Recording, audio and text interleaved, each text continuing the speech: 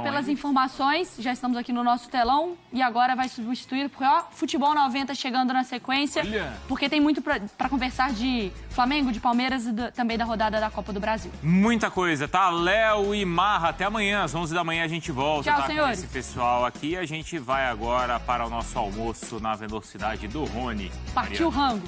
Beijo para vocês, mas fiquem na programação. Tchau, aí, gente.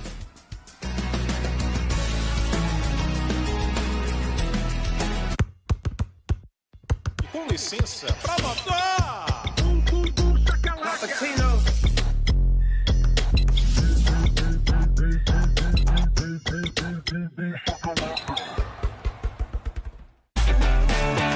Começou o Futebol 90 para falar desse jogão de bola aí. Só faltou balançar a rede, né?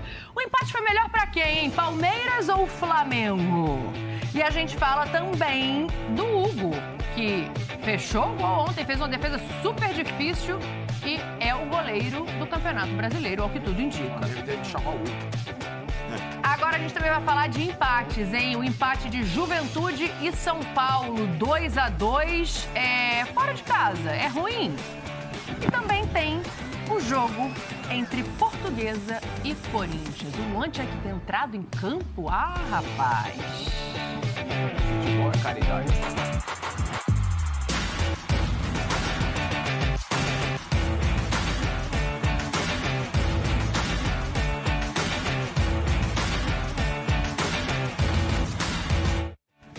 Muito boa tarde pra você, bom feriado, fica com a gente até as 3 horas. O negócio é o seguinte, olha, tem muita coisa pra falar de Copa do Brasil aqui, muitos gols pra gente mostrar nos jogos de ontem, várias vitórias por 3-0, empate 2-2, 1-1.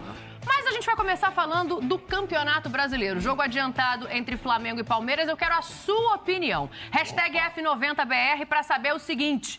Quem saiu mais satisfeito com o empate, com um pontinho no bolso ontem no Maracanã lotado? Hoje temos Fábio e Luciano, porque trabalhar em feriado é uma coisa que vocês dois aqui fizeram a vida inteira, mais um dia, menos um dia, né? Não vai mudar nada.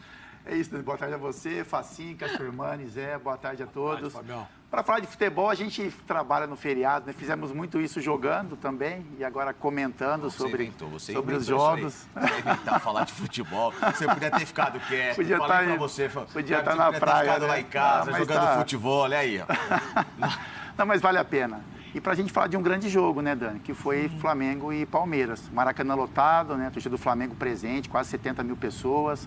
Faltaram A gente 3. sente falta dos torcedores do Palmeiras também, que seriam importantes, né? Para a atmosfera ficar completa.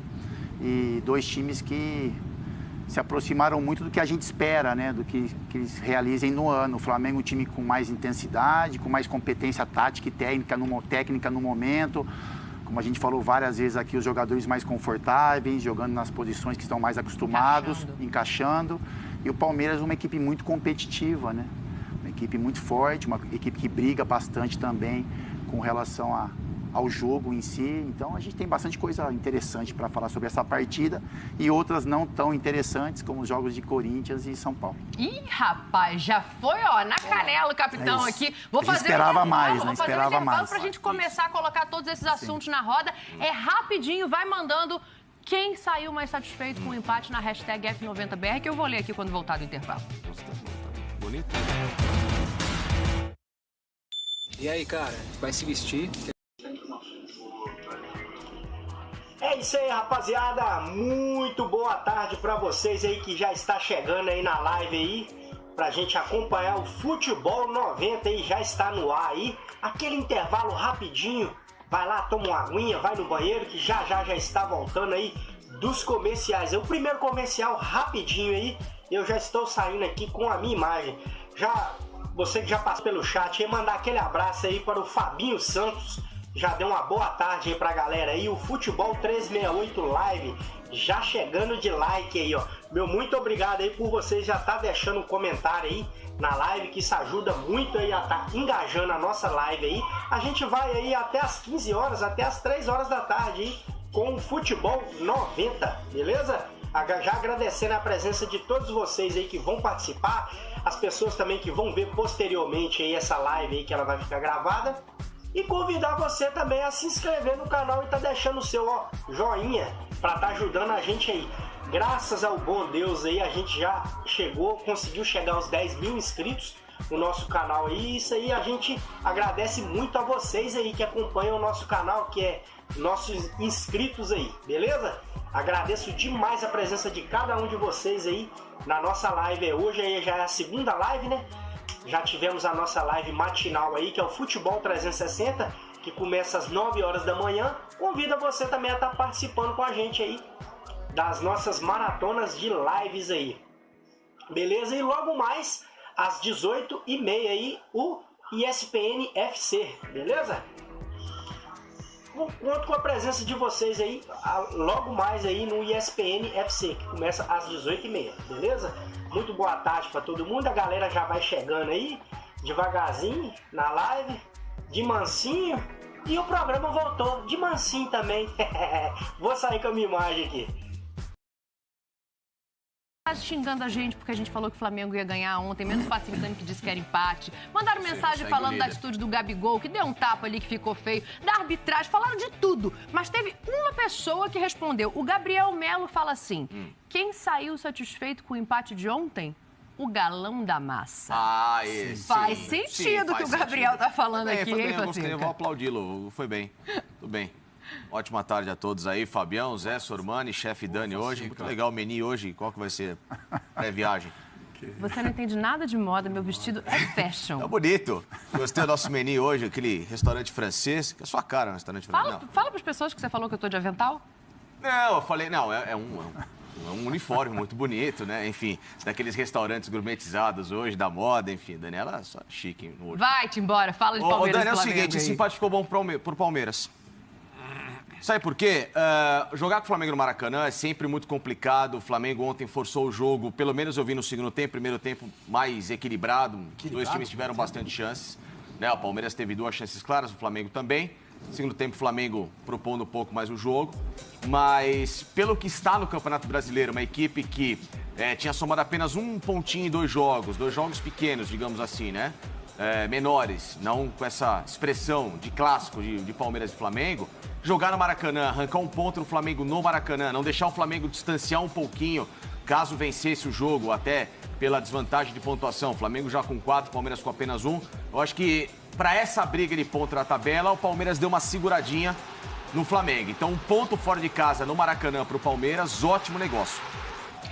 O Facincani faz uma análise pensando no restante da temporada, né? O que é justíssimo também, e por esse prisma eu concordo. O Palmeiras era quem estava fora de casa. Na volta vai ter esse jogo no Allianz Parque. Sim. Agora, pensando no jogo, senhores, no que a gente viu em campo ali nos 90 minutos. Zé, teve algum time que apresentou futebol para sair dali com 3 pontos e não 1?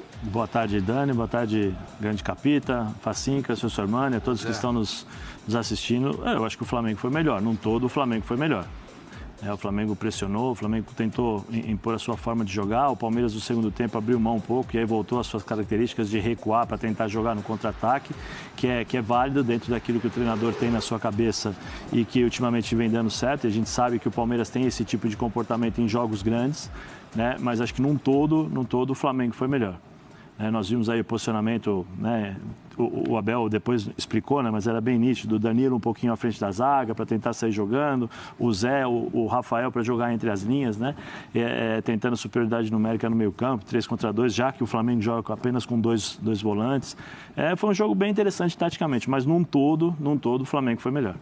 Isso que o Zé traz é interessante, né? Porque eu não sei se foi essa a visão de vocês também. Assim, o Paulo faz só uma substituição, enquanto o Abel usa as 5, capitão.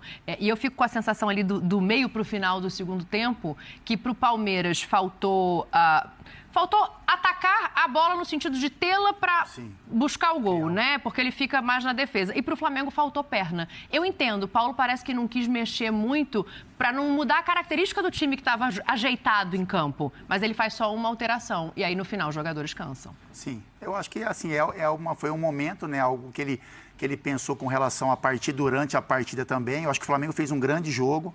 Eu acho que ele poderia ter mexido em alguma coisa ali, né? Tentado o Pedro, por exemplo, para buscar a vitória. Não sei, outras opções que o Flamengo teria para realmente modificar o jogo, um cenário, para os jogadores que estavam no banco e pelo que aqueles que estavam em campo estavam entregando.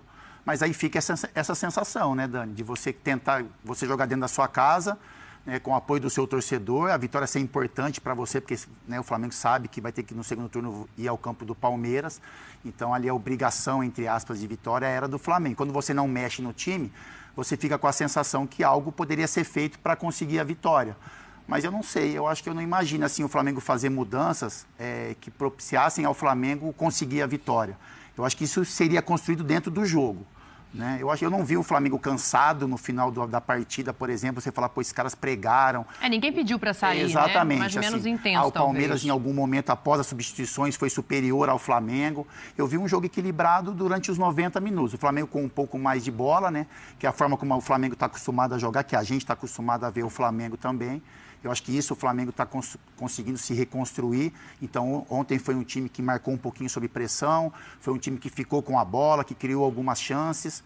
E o Palmeiras é um time, como a gente falou, um time muito competitivo, né? Um time que fez as substituições, mas que manteve ali, pelo menos dentro de um conceito de jogo, quase a mesma estrutura. Mas eu acho que não foram as substituições que poderiam fazer diferença para o Flamengo. Eu acho que foi um grande jogo. O Flamengo tentou a vitória, o Palmeiras criou algumas chances, como a gente viu aí também. O chute do Danilo, a defesa que o Hugo fez foi impressionante, assim como o chute do William Arão também, que a gente acompanhou com a defesa do Everton. Acho que foi um grande jogo. A gente sente falta dos gols, né? Sim. Acho que o Abel falou isso. Esse jogo teria cara de empate, mas um empate com gols. Mais. Eu acho que esse jogo, pelo que foi apresentado, mereceria sim. Talvez um empate, mas que a rede balançasse para os dois lados. Deixa eu puxar para a entrevista coletiva aqui na esquerda. Capitão, aqui no fundo, aqui à esquerda, lembra? Quantas vezes a gente não viu isso? Puxa aqui. Capitão, aqui na esquerda, aqui no fundo, olha pra cá. Ô, Capitão, por que não entrou o Andréas Pereira, que poderia dar uma mudadinha no jogo? Também poderia entrar.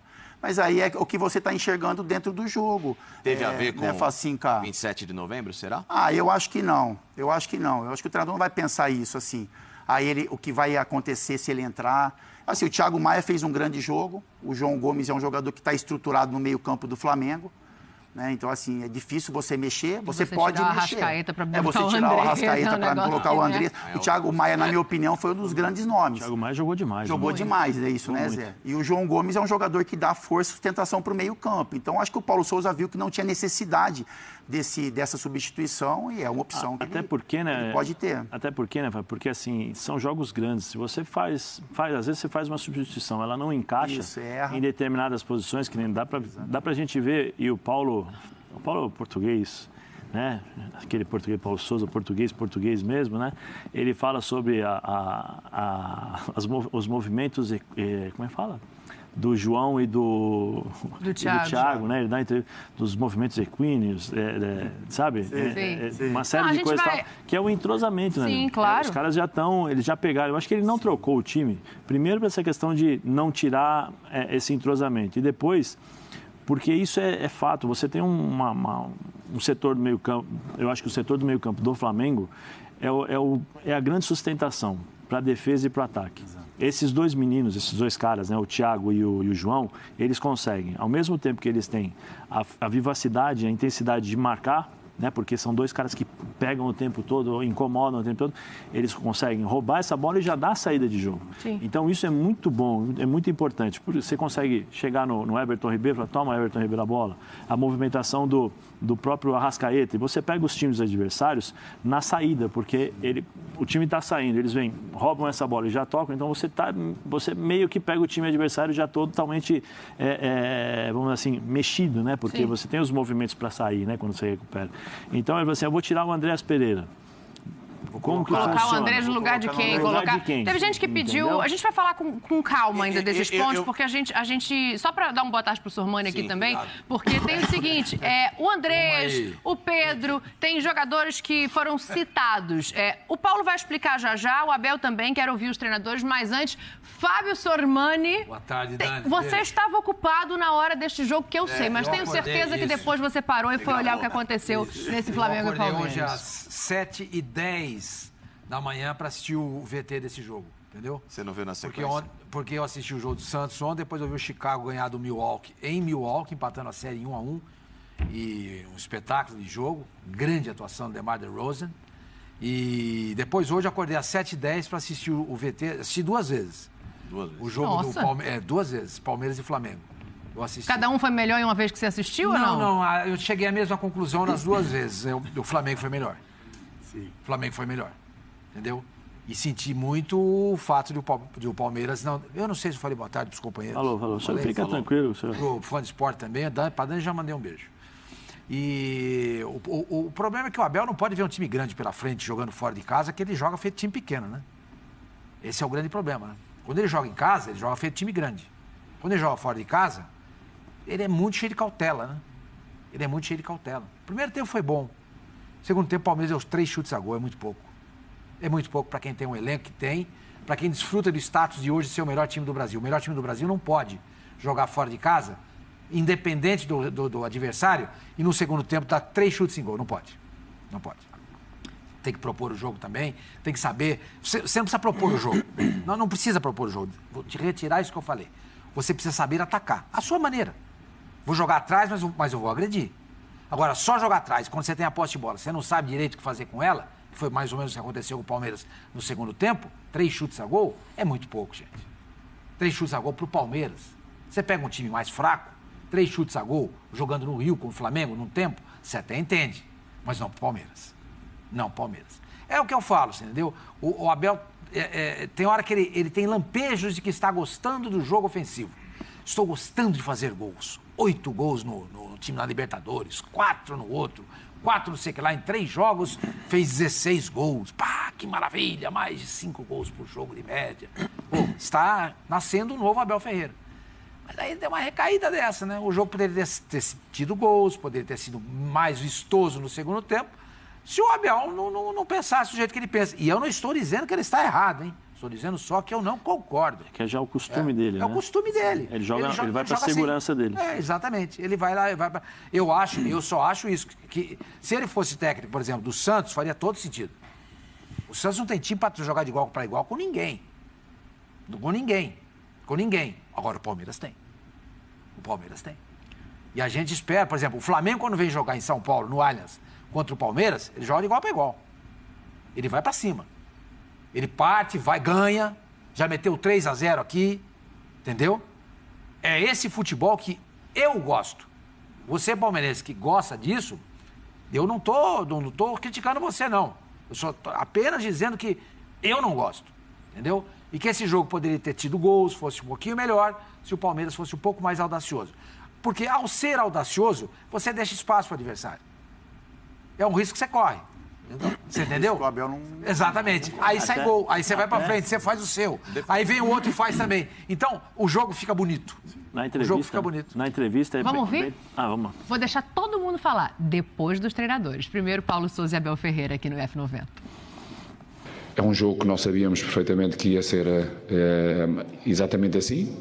A equipa esteve muito bem, esteve muito concentrada, com uma boa redução das linhas, sobretudo das distâncias da nossa linha defensiva, que nos permitiu sempre defender muito bem. Pecado por este resultado, merecíamos muito mais por tudo aquilo que nós fizemos. Uma primeira parte extraordinária, uma segunda parte de maior controle, com uma intensidade ligeiramente mais baixa em certos momentos, mas com um maior controle, e tudo aquilo, ou seja, a única coisa que acabou por não acontecer foi mesmo o golo. Mas merecíamos sair vencedores hoje, pelo aquilo que fizemos. Foi um grande jogo, onde as duas equipas procuraram vencer. A única pena que eu tenho, e apesar de acharem que eu digo que não gosto de sofrer golos, não gosto, mas acho que este era um jogo que tinha que acabar empatado com golos, mas na minha opinião, é só a minha opinião, foi um grande jogo técnica e taticamente que se assistiu hoje aqui neste grande estádio que é o Maracanã. Futebol na ESPN é um oferecimento de Claro, Advil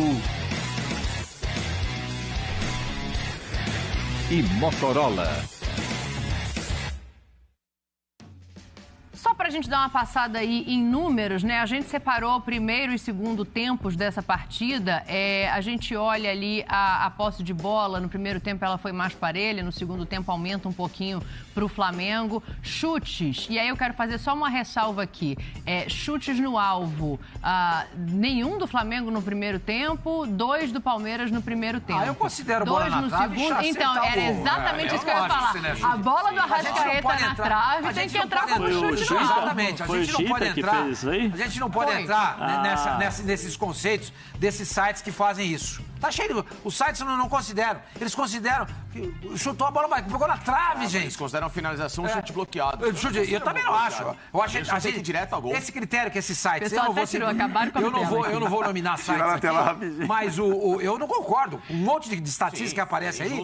Às vezes amigo meu manda lá, estatística lá do site que faz de estatística. Olha, dá uma olhada aqui. Os clientes discordam de tudo isso. Discorda tudo isso. Então vamos voltar para os treinadores. Como é que bola na trave não acertar o gol? Pô, você acertou a trave. Você acertou a trave. Justamente. Se você só não acerta o gol, você foi fora. Mas ela foi no gol. O goleiro pegou. Foi no alvo? Ou a trave evitou. Sim. Foi no alvo. Foi no alvo? Foi no gol. Entendeu? Então eu acho que esses sites de estatística deveriam rever. E cruzamento, então? Por exemplo, eles não sabem o que. Eles não sabem dizer pra você se cruzamento alto, se rasteiro é passe, cruzamento alto é cruzamento. É uma confusão. Então eu acho que a gente não pode se prender muito com esses números aí, não. Eles enganam muito. E enganam principalmente o torcedor. Por exemplo, a gente até tirou os números. Completa. Não, porque às vezes você pega assim, o time deu 25 finalizações. Tá. Aí você pega de finalização, 16 chutes que o Fábio Luciano bloqueou na frente da área. Pra mim não é finalização. Pra mim isso não é finalização. Então teve intuito. Quando acabar aqui, a gente vai fazer uma reunião pra vocês ensinarem o pessoal. Dani, isso é importante, sabe por quê? Sabe por quê? Deixa eu só entrar nos treinadores. Desculpa, Dani, desculpa. Isso é importante porque isso baliza torcedor. O meu time deu 25 chutes a gol. Foi o que o Facicani falou. 16 o cara que chutou, o Fábio Luciano foi lá e botou o pé. No outro... Nos outros 13, o 29, o Zé Elias fez a mesma coisa. Como é que arrematou 29 vezes? Nenhuma chegou no gol. Tá errado isso, gente. Tá errado isso. Não pode ser contado como chute. Invariavelmente, por exemplo, eu comentando o jogo, eu comento aqui, graças a Deus, nos canais ESPN aqui, bastante coisa legal. Geralmente a minha matemática é diferente da que aparece. Claro, é óbvio. Porque eu considero o chute direto, em direção ao gol. Ou fora ou no alvo, é uma chute. finalização. Bloqueou, faz parte da defesa. O zagueiro tirou. Faz parte do trabalho dele. Não chegou. Ali é mérito pro zagueiro. Lógico. Entendeu? Então, assim, eu não considero.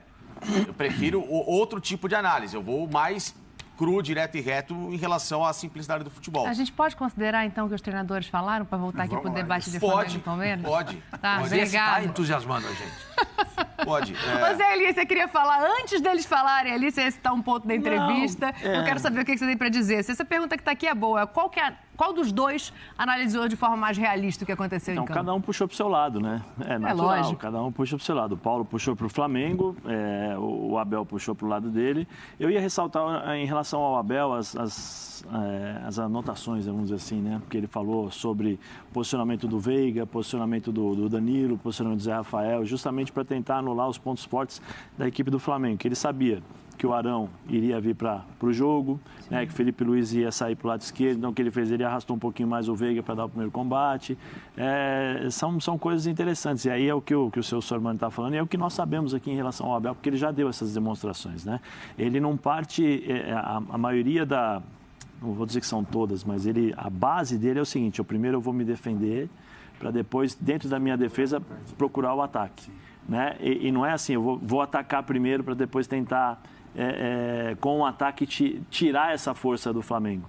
E cada treinador tem uma forma de ser, né? De agir, né? De colocar a sua equipe para o jogo. Mas só que aí entra o que nós estamos falando sobre a questão do Palmeiras arriscar um pouquinho mais em determinados momentos do jogo. Mas é a zona de conforto dele, a zona onde ele se sente bem, onde os próprios atletas os jogadores se sentem bem também, né? Então isso já vem natural. encontra uma certa dificuldade, opa, peraí, vamos nos ajustar aqui, vamos fazer aquilo que a gente mais sabe e conhece, que é a questão de fechar espaços, posicionamento, e aí no contra-ataque nós podemos ser letais, porque o Palmeiras tem jogadores para realmente matar o jogo. Você viu ali um lance que em 2 toques o Veiga tocou pro Dudu, saiu na área e o Dudu meteu uma curva na bola lá pro Veiga finalizar. Sim. É que o Veiga se assustou com a saída do Hugo. Se o Hugo foi bater com o pé errado, Zé. Não, se o Hugo não sai ali, ele provavelmente conseguiria dominar essa bola. Né? Então, é interessante isso. E o Paulo, agora a gente consegue ver, ele parou com os experimentos, parou, porque eu acho que ele já entendeu quem é quem ali. E aí você percebe. Everton Ribeiro procurando o Arrascaeta, movimentação. Uma única coisa... O Everton foi muito bem ontem, né? Eu não sei o Capita ou vocês aqui da mesa, mas eu ainda sinto um pouquinho a falta do Gabigol na área para finalizar. Eu também. Eu acho que ele está saindo muito, ele está se movimentando, que eu acho que faz parte, é aquela questão... Mas eu queria ver o Gabigol mais presente, assim, mais próximo da área. Porque às vezes a impressão que dá, quando ele está chegando para finalizar, ele não está inteiro fisicamente, né? 100% para fazer o movimento correto para o bate. Ontem, Zé. Né? Não, mas eu estou dizendo de uma forma geral, né? Para ele fazer o bate para chutar, por exemplo, aquela furada ali, se fosse um ano atrás, ele não ia furar. Ele ia meter o gol, pelo menos a bola, ele ia acertar. Então, essas movimentações, muitas vezes, acho que tiram um pouquinho o tempo. Às vezes ele chega um pouco atrasado. Né? Às vezes ele está fora da posição, então ele tem que se esforçar um pouco mais para chegar na finalização. Porque, teoricamente, você tem 2 homens de criação, que é o Everton e o Arrascaeta, mas você tem as chegadas dos caras, né? Você tem a chegada do Isla, tem a chegada do Lázaro. Se não tiver o Lázaro, você vai ter o Bruno Henrique. Né? Então, eu sei que a função dele, muitas vezes, de abrir os espaços dessas movimentações, mas eu queria ver ele um pouquinho mais, próximo da área, para ele poder finalizar. Sim, para ele estar inteiro para finalizar. O Facincani concordou, mas também tem um outro ponto, né? Você falou da marcação feita pelo Palmeiras ontem. O Palmeiras, ele em alguns momentos flertou com marcação individual. O Palmeiras é um time que eu brinco que é de xadrez. Ele vai jogar de acordo com o movimento do adversário. E não dá para o Palmeiras abrir o peito para jogar com uma equipe que, quando teve campo individualmente, ontem quebrou a linha no drible. O Everton ontem, muito do que ele criou, não foi nem no coletivo do Flamengo na movimentação, foi no 1 contra 1. O Arrascaeta driblou 1 contra 1. O Everton foi melhor em campo ontem. O Lázaro, em alguns momentos, pegava 1 contra 1. Então, você dá 1 contra 1 com um time muito habilidoso, é óbvio que é quase um suicídio. O Palmeiras não vai dar essa chance. No pouco que deu, quase tomou. Né? O Arrascaeta, o chute que ele recebe no meio da área sozinho, entendeu? Uma jogada de 1 contra 1. Então, eu vi um Flamengo ontem usando daquilo que ele tem de melhor, que é o individualismo, para tentar quebrar uma linha bem fechada do Palmeiras e, em alguns momentos, encaixotando essa marcação individual. Danilo, que acompanhava um pouco mais a Arrascaeta, forçava um pouco o jogo na saída de bola ali com o João Gomes, o próprio Zé Rafael fazendo essa função. Então, é natural. E por isso que no primeiro tempo, com esse tipo de postura, com o peito cheio, né, eu digo assim, com gás, com físico, o Palmeiras incomodou e quase fez o gol diante do Flamengo, também tomou a bola na trave. Segundo tempo, o que acontece? O Palmeiras tem a dificuldade dele em relação ao Flamengo, e que, para mim, ontem o Paulo erra porque ele poderia ter feito movimentos nas mudanças para tentar transformar o Flamengo numa equipe até mais sólida para buscar esse gol, é que o Palmeiras não tem esse repertório decisivo para uma saída de Veiga, Dudu. Eu acho que tem. Eu não acho. Eu acho que tem. Fácil. Nas últimas substituições, nas últimas partidas do Abel, ele trocou 6 por meia dúzia. Atacante por atacante, atacante por atacante. O Scarpa. Quantas vezes nós vimos o Scarpa jogando por dentro? A Zé Rafael começou jogando como? Não, mas esses caras ficaram extenuados. Extenuados. Então, é simples. Tira o Veiga, põe o Verón, põe o Verón aberto pela esquerda e põe o Scarpa por dentro. O Scarpa também estava extenuado. Não, está extenuado. Desculpa.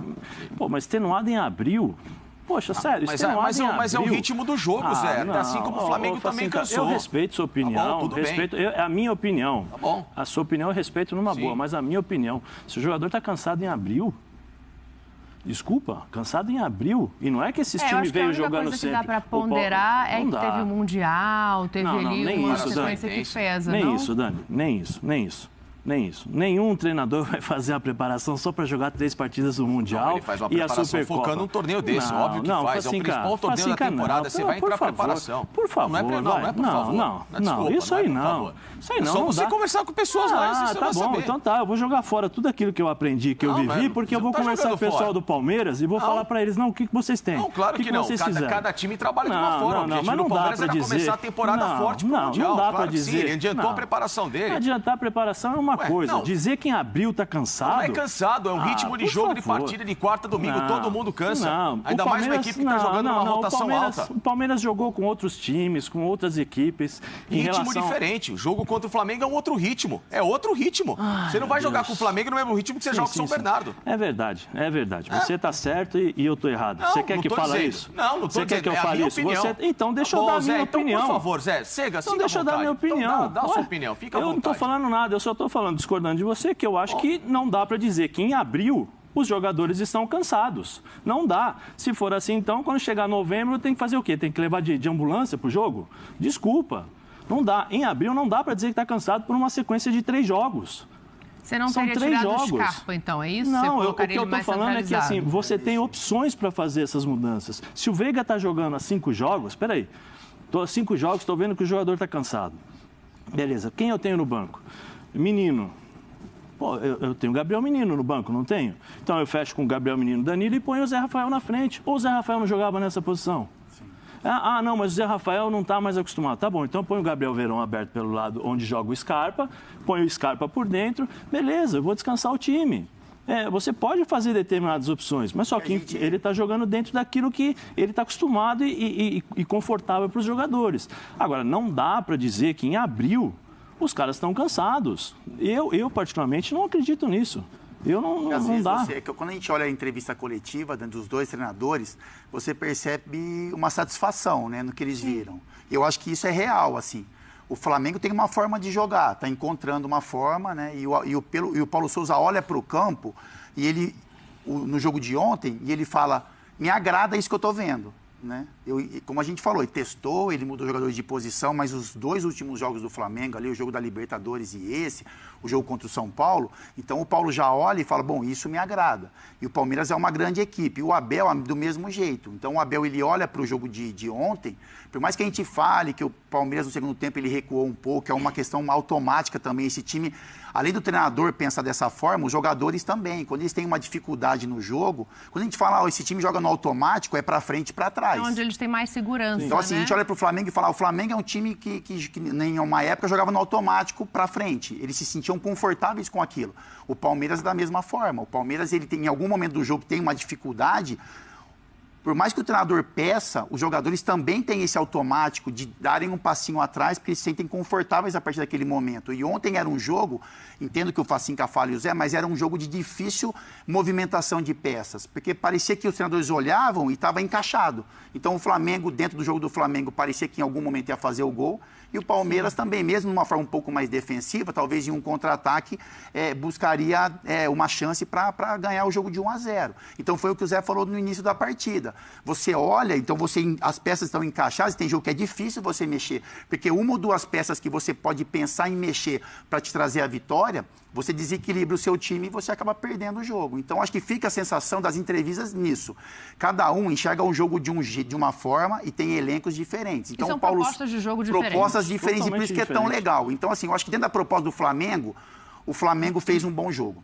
O torcedor saiu satisfeito, o Paulo Souza saiu, os jogadores saíram satisfeitos, aplaudindo. Todos, né? E é difícil você ver, Sormano, um jogo dentro do Maracanã com 70 mil pessoas do Flamengo empatando, o torcedor aplaudir. Mas porque entendeu o movimento dos jogadores do Flamengo e o grau de dificuldade que o Palmeiras cria. E o Abel, dentro de um conceito de jogo do Abel, ele também, né, se o Abel pudesse, ele aplaudiria o time. É um jogo difícil, no Maracanã, um time qualificado, e a gente, a nossa forma de jogar, a gente conseguiu se defender bem, porque o Flamengo não fez gols e criou chances, né? E a gente sabe que o Abel é isso. Às vezes você tem uma chance de gol, ganha de 1-0, e a gente sabe que isso satisfaz o Abel também. Sim. Como o 8-1, o 4-0 no São Paulo também, mas o Abel tem uma forma de enxergar o jogo. Então, eu acho que as entrevistas, elas pontuam isso, assim. Eu acho que os 2 foram muito honestos no que falaram, dentro da leitura que eles têm, da forma que eles olham para o futebol. Eu acho que a entrevista ela foi muito correta, muito Dani, justa. Ontem, por exemplo, o Paulo ele tinha a opção de abrir mão do Davi Luiz, que mais uma vez faz uma partida nula, ele anda em campo. Mas é difícil. Né?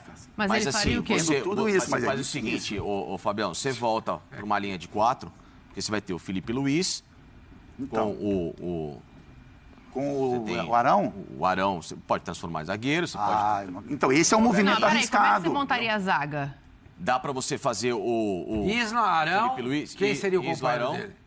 Você pode puxar, talvez, o Fabrício não estava à disposição. O Fabrício estava lesionado, o Pablo estava no banco, mas está voltando de lesão. Mas você pode no jogo então, mas é isso que eu falo, isso é um movimento esse é um movimento arriscado. Se você coloca o Ar, se você coloca o Isla, Arão, Felipe Luiz e um na beirada, o Flamengo tinha grande chance de ser modificado negativamente. Entendeu? Porque aí você pode retransformar, você entra talvez com o Andréas por dentro, então você abre mão do João para ter o Andréas desenvolver um pouco mais de jogo, então... Mas aí abrir mão do João difícil. Abrir mão dos dois? Bom, na minha visão, no segundo tempo, já que o Maia estava muito bem, você precisa encurralar ainda mais o adversário, você pode abrir mão até do João para ter recomposição com o Andréas, ou então colocar um Pedro em campo, vem o Everton fechando um pouco mais por dentro, você ganha a área, já que o Gabigol estava saindo toda hora. Se o Gabigol não está encaixotado como centroavante, o time precisando fazer gol, e inclusive até buscando em muitos movimentos a linha de fundo para o cruzamento e ter presença de área, você pode retransformar esse meio campo para colocar o Pedro e o Gabriel sair. Entendeu? Já que ele não está jogando fechado. Se você tem o Gabriel fechado, você vai colocar o Pedro, eles vão bater. Como o Gabriel está jogando mais fora da área para o segundo tempo, uma alternativa. Ou então você ganha o meio campo, você muda a característica do André. Você tem que mudar a estrutura, né? A estrutura de um jogo maneira muito que você possa grande. treinar. Um volante só, 3 meias e 2 atacantes, né? Isso já estava com 3-2, né? Porque o Palmeiras tinha 3 contra 2 no meio. Então, aí você vai ficar mais desprotegido. Eu entendo a preocupação do Vasco, porque é a minha também. Eu gosto de ver time na frente.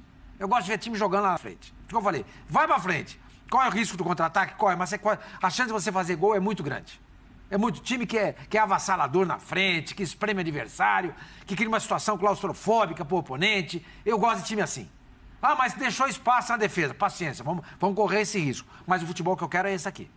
É esse o futebol que eu gosto. Entendeu? Eu entendo a preocupação dele. Eu entendo também. Mas era você poderia, como você fala, Zé, você precisa saber dizer para o adversário... Quando o adversário começa a te pressionar, o que os técnicos fazem aqui no Brasil? Coloca mais um zagueiro, coloca mais um volante. Sim. Não, por que você não põe um atacante para o outro time para frente, para tirar o cara do seu campo? Inverter a pressão. Inverte, exatamente. Então a proposta do Vascante talvez tenha sido nesse sentido. No segundo tempo. Exatamente. Vou inverter a pressão, ou então vou fazer a minha pressão ficar mais forte ainda. Eu vou tirar um volante... Eu vou tirar o João Gomes, eu tiraria o João Gomes para fazer isso. Tá, mas o Thiago Maia é mais jogador que ele, é um cara que chega na frente, é uma espécie de Danilo. Você põe mais um atacante. O problema todo é que o Arrascaeta não marca ninguém. Não, peraí. É difícil. Eu quero colocar um ponto aqui, porque trazendo isso para o jogo de ontem, tá? A gente pensando num Palmeiras que no segundo tempo vai para ficar mais sem a bola e aproveitar os contra-ataques. Aí você abre esse meio campo. Que substituição vocês veem que daria mais controle de jogo e mais possibilidade do Flamengo atacar? Porque eu não vejo ninguém que pudesse sair. E a minha visão do jogo de ontem Ninguém saiu. Então, mas é isso. Só que a perna do Flamengo cansou. Então, peraí, deixa eu só concluir. Eu acho que assim, o Marinho, quando ele entra, é porque o Lázaro faz um primeiro tempo muito bom e no segundo tempo ele cai. O Paulo se irrita um pouco, bota o Marinho. Mas eu não consigo ver uma outra substituição para você virar e falar assim, não, eu vou tirar o João, que seja. Vou tirar o João e vou colocar o Andrés para colocar o time para frente. Aí você deixa o Thiago sozinho com o Davi Luiz, que você acabou de falar que estava mal? Sim, só que aí, Dani, é o que eu falo. O Thiago não comporta o meio campo igual o João Gomes. Você vai assumir um risco, de ganhar um jogo. Né, de ir pra cima ganhar um jogo. Eu falo assim, eu gosto do sistema com 3 zagueiros, eu adoro. Mas, se você vê que o seu time tem um resultado na mão, mas não tá conseguindo alcançar, o que eu digo assim, resultado na mão assim, eu tenho volume... Preciso botar essa bola pra dentro. Exato, preciso resolver. Vambora, deixa eu ver o que eu faço. Eu posso manter a linha de 3, mas puxando mais um volante para dar mais saída. Saiu o João e saiu... Gabigol. Não, só sai... Não, só o João. Sai o João. Eu tinha aberto mão do João pelo seguinte, não é porque eu não tenho qualidade. Mas eu também faria isso. O João é ótimo. Com você, eu também faria isso. O Andréas, em relação ao João, ele é mais criador. E outra coisa, ele tem bola parada. Não, mas e o Pedro? Vai entrar no lugar de quem? Vai entrar no lugar de quem, o Pedro? Então, o Pedro... Você tem que tirar o Você jogo. tirou a Arrascaeta, o Everton, que era o melhor em campo, ou o Gabigol? Mas você vai jogar com um volante só. Você pode ter duas opções. Uma linha de 3. Você pode ter duas opções. E os dois é na frente. Você pode ter duas opções, são duas estratégias. Eu vou direto pro ataque, aí você abre mão de um volante até para pôr o Pedro. Você vai deixar o Gabriel circulando. Mas ou então... você já tem 3 do Palmeiras contra 2 no meio campo. Exatamente. Você já tem 3 do Palmeiras no meio campo contra 2. Porque você tem Thiago e você tem o João. No Palmeiras você tem Danilo, Zé Rafael e Veiga. Você vai dar um meio pro Se Palmeiras. você abrir, você vai tirar o mais zagueiro um volante. e o volante vão ficar felizes a beça lá atrás. Você vai tirar mais um volante para jogar um atacante lá. Ou então. Eu acho. Não, eu entendo só a matemática. É a tal da matemática. É aquela coisa, então você joga sem zagueiro. Então, mas só que aí é o seguinte: você pega um time do Palmeiras que preenche todos os espaços. Né? Teoricamente, eles vão estar fechados ali com as linhas de marcação. Como o Facinca falou, o Palmeiras joga um jogo de xadrez, né? Onde tem fragilidade, ele ataca. Se você der o meio para cá... Teoricamente, você tem 4 zagueiros aqui do Palmeiras. Às vezes até 5. Então, você vai colocar onde? O Pedro no meio, o Gabigol no meio, o Arrascaeta no meio. E você vai espremer, você vai colocar todos os caras do Flamengo dentro das 2 linhas de marcação. Isso. Como é que eles vão criar e como é que a bola vai chegar? Você pode jogar entre linhas. Toque entre linhas. Jogar entre linhas. Um toque entre linhas. Entre linhas? Quem que vai tocar? E a qualidade dos jogadores. Quem que você vai... Everton Ribeiro, Arrascaeta, não. o Lázaro, já tem, entendeu? Que você já tem. Eles já eles não estão na frente. Quem está na frente é o Gabriel, o Pedro, são os dois. Só eles que ficam. São 2 aqui. São 2 contra 4. Só que o Gabriel circulando. São 2 contra 4, circulando. Eu sou um time que eu vou me defender com linha de 4, com 2 linhas de 4. Isso, você põe 2 backs lá. Eu ponho uma linha de... 2 backs não, é 2 atacantes. Eu ponho uma linha de 4 aqui. Tenho 2 atacantes aqui. Correto? Aí na frente você vai ter o Everton, você vai ter o Arrascaeta e os 2 jogadores aqui. O Pedro aqui, teoricamente, o Gabigol rodando. Próximos, né? Beleza, você tirou um volante. Tirei o volante. O Pedro. Correto. E o meu volante vai atacar também. Tirou... Que é o Thiago Maia. Sim, tá bom.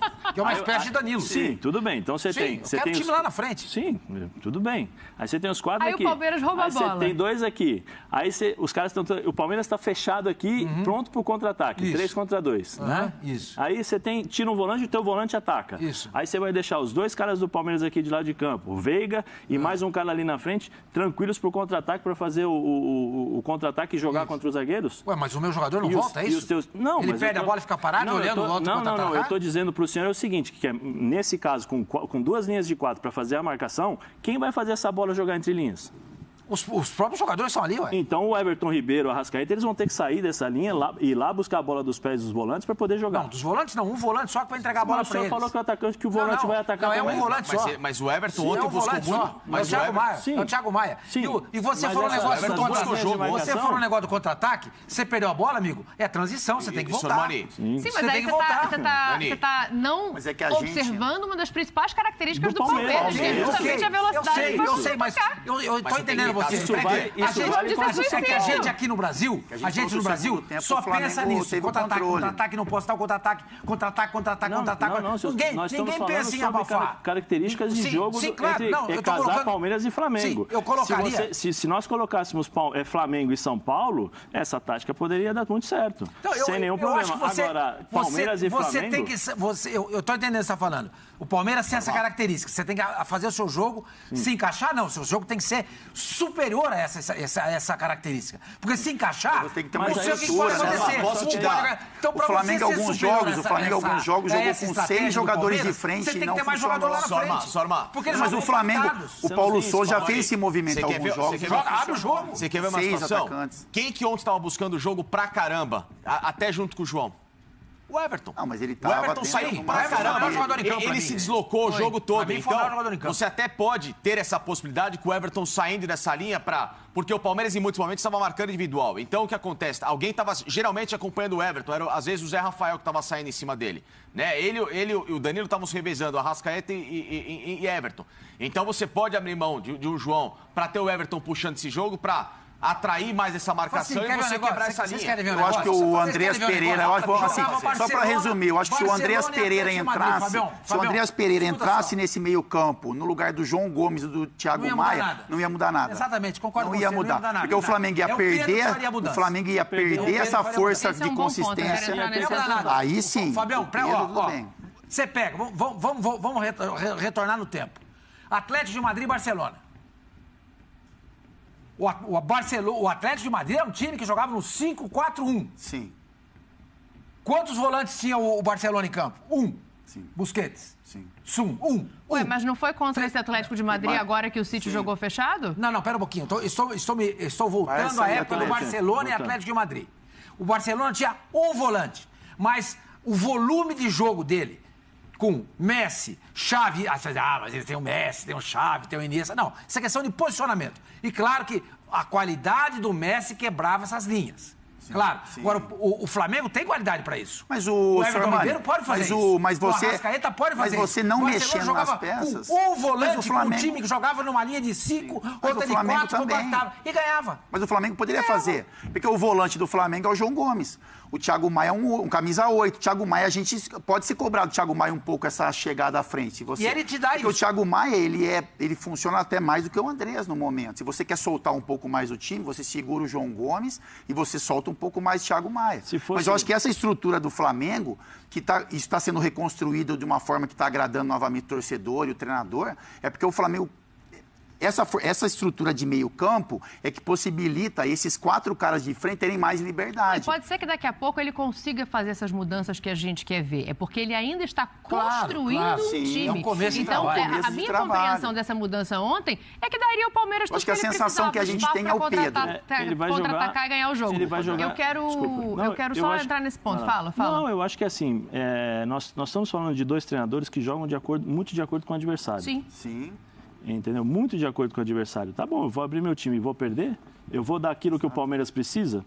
Isso. O que nós falamos ontem aqui... Tanto que a gente não está cobrando do Palmeiras de colocar seu time para frente, né? Exatamente, é isso aí. Sim, mas assim, tem as características. Como é que eu vou abrir o meu time? Porque se o Palmeiras abre o time no segundo tempo ontem, ele perde o jogo. Ele perde o jogo. O Palmeiras? Sim. O Palmeiras não sabe jogar no ataque. Não, então isso que eu tô falando, sua irmã. Vamos supor que o Abel chega ontem e fala, não, eu senti que eu tenho que pressionar mais, eu vou abrir um pouco mais, ele perde o jogo. O Paulo Souza tem esse repertório, o Abel não tem. Deixa eu colocar esse ponto aqui, que eu já vi que vocês dois querem falar de Pedro e o Abel falou sobre isso, né? Porque o Paulo Souza falou sobre isso, porque ele chega dizendo que vai colocar o Gabigol e o Pedro para jogarem juntos, lá em Portugal ainda, antes de ver o time de perto, e agora o Pedro tem tido pouco tempo nas mãos do Paulo. Ele explica. Nas últimas partidas, ele tem tido uma minutagem menor. Vocês tiveram alguma conversa em relação a isso, sobre a utilização dele? Obrigado, uma boa noite. Não tivemos várias conversas, já durante estes meses que cá estou, mas não tivemos uma conversa em relação à minutagem, até porque os jogos são diferentes, os momentos são diferentes. E a disponibilidade do Pedro e de todos tem que ser máxima, porque a qualquer momento a equipa precisa deles e eles têm que estar prontos para poderem performar da melhor forma para juntos podermos vencer. Futebol na ESPN é um oferecimento de Claro, Advil e Motorola. Bom, tá aí, ó, números do Pedro, né? A gente tá falando que agora ele passou a ter menos tempo. Algum tempo atrás, o Paulo usava um pouco mais o Pedro e ele deixou claro já em algumas entrevistas que ele precisava de um Pedro que se movimentasse mais. Ele não é titular há um mês, nos últimos 5 jogos do Flamengo fez 34 minutos em campo, né? Muito pouco, obviamente, e não faz gol há 11 jogos. É a pior sequência dele desde que ele chegou a esse Flamengo. E aí eu acho que passa por muitos pontos aqui esse debate. É claro, a gente vai sempre lembrar que é o Gabigol o titular dessa posição. O Paulo chega dizendo que ele poderia jogar mais e quando tenta fazer isso com ele em campo, ele percebe que a não movimentação do Pedro não vai encaixar com o esquema que ele quer. E eu acho que ele dá um recado muito claro. Preciso que ele se mexa mais. Então, a sensação que eu tenho é... Abre mão do jogador. Ele ganha uma fortuna, custou uma fortuna... E todos os técnicos que chegam no Flamengo não conseguem achar uma solução para ele. Para que esse luxo todo? Vende pro Palmeiras, ué. Mas aí não querer vender é um direito do Flamengo também, né? Sim, claro. Pega esse dinheiro e contrata um jogador que você está precisando. Por que você vai ter esse jogador? Ele não se movimenta, ele não faz gol, ele não dorme virado do lado esquerdo, ele não sabe dormir de bruço, ele não anda de bicicleta, ele não vai à praia, ele não gosta de ir no supermercado, ele não gosta de nada. Então esse cara não me serve para nada. Todo técnico que chega no Flamengo fala a mesma coisa. Não dá pra jogar com o Pedro. O Pedro não se movimenta. O Pedro é um cara que não ajuda a abrir espaço. Abre mão do cara. Esse é um Mas ponto é porque ele é interessante. 9. Ele fica Por que segurando o menino lá todos os toda hora. técnicos chegam a essa conclusão? Então, porque ele é 9, né, Dani? E o 9 do Flamengo tem dono, que é o Gabigol.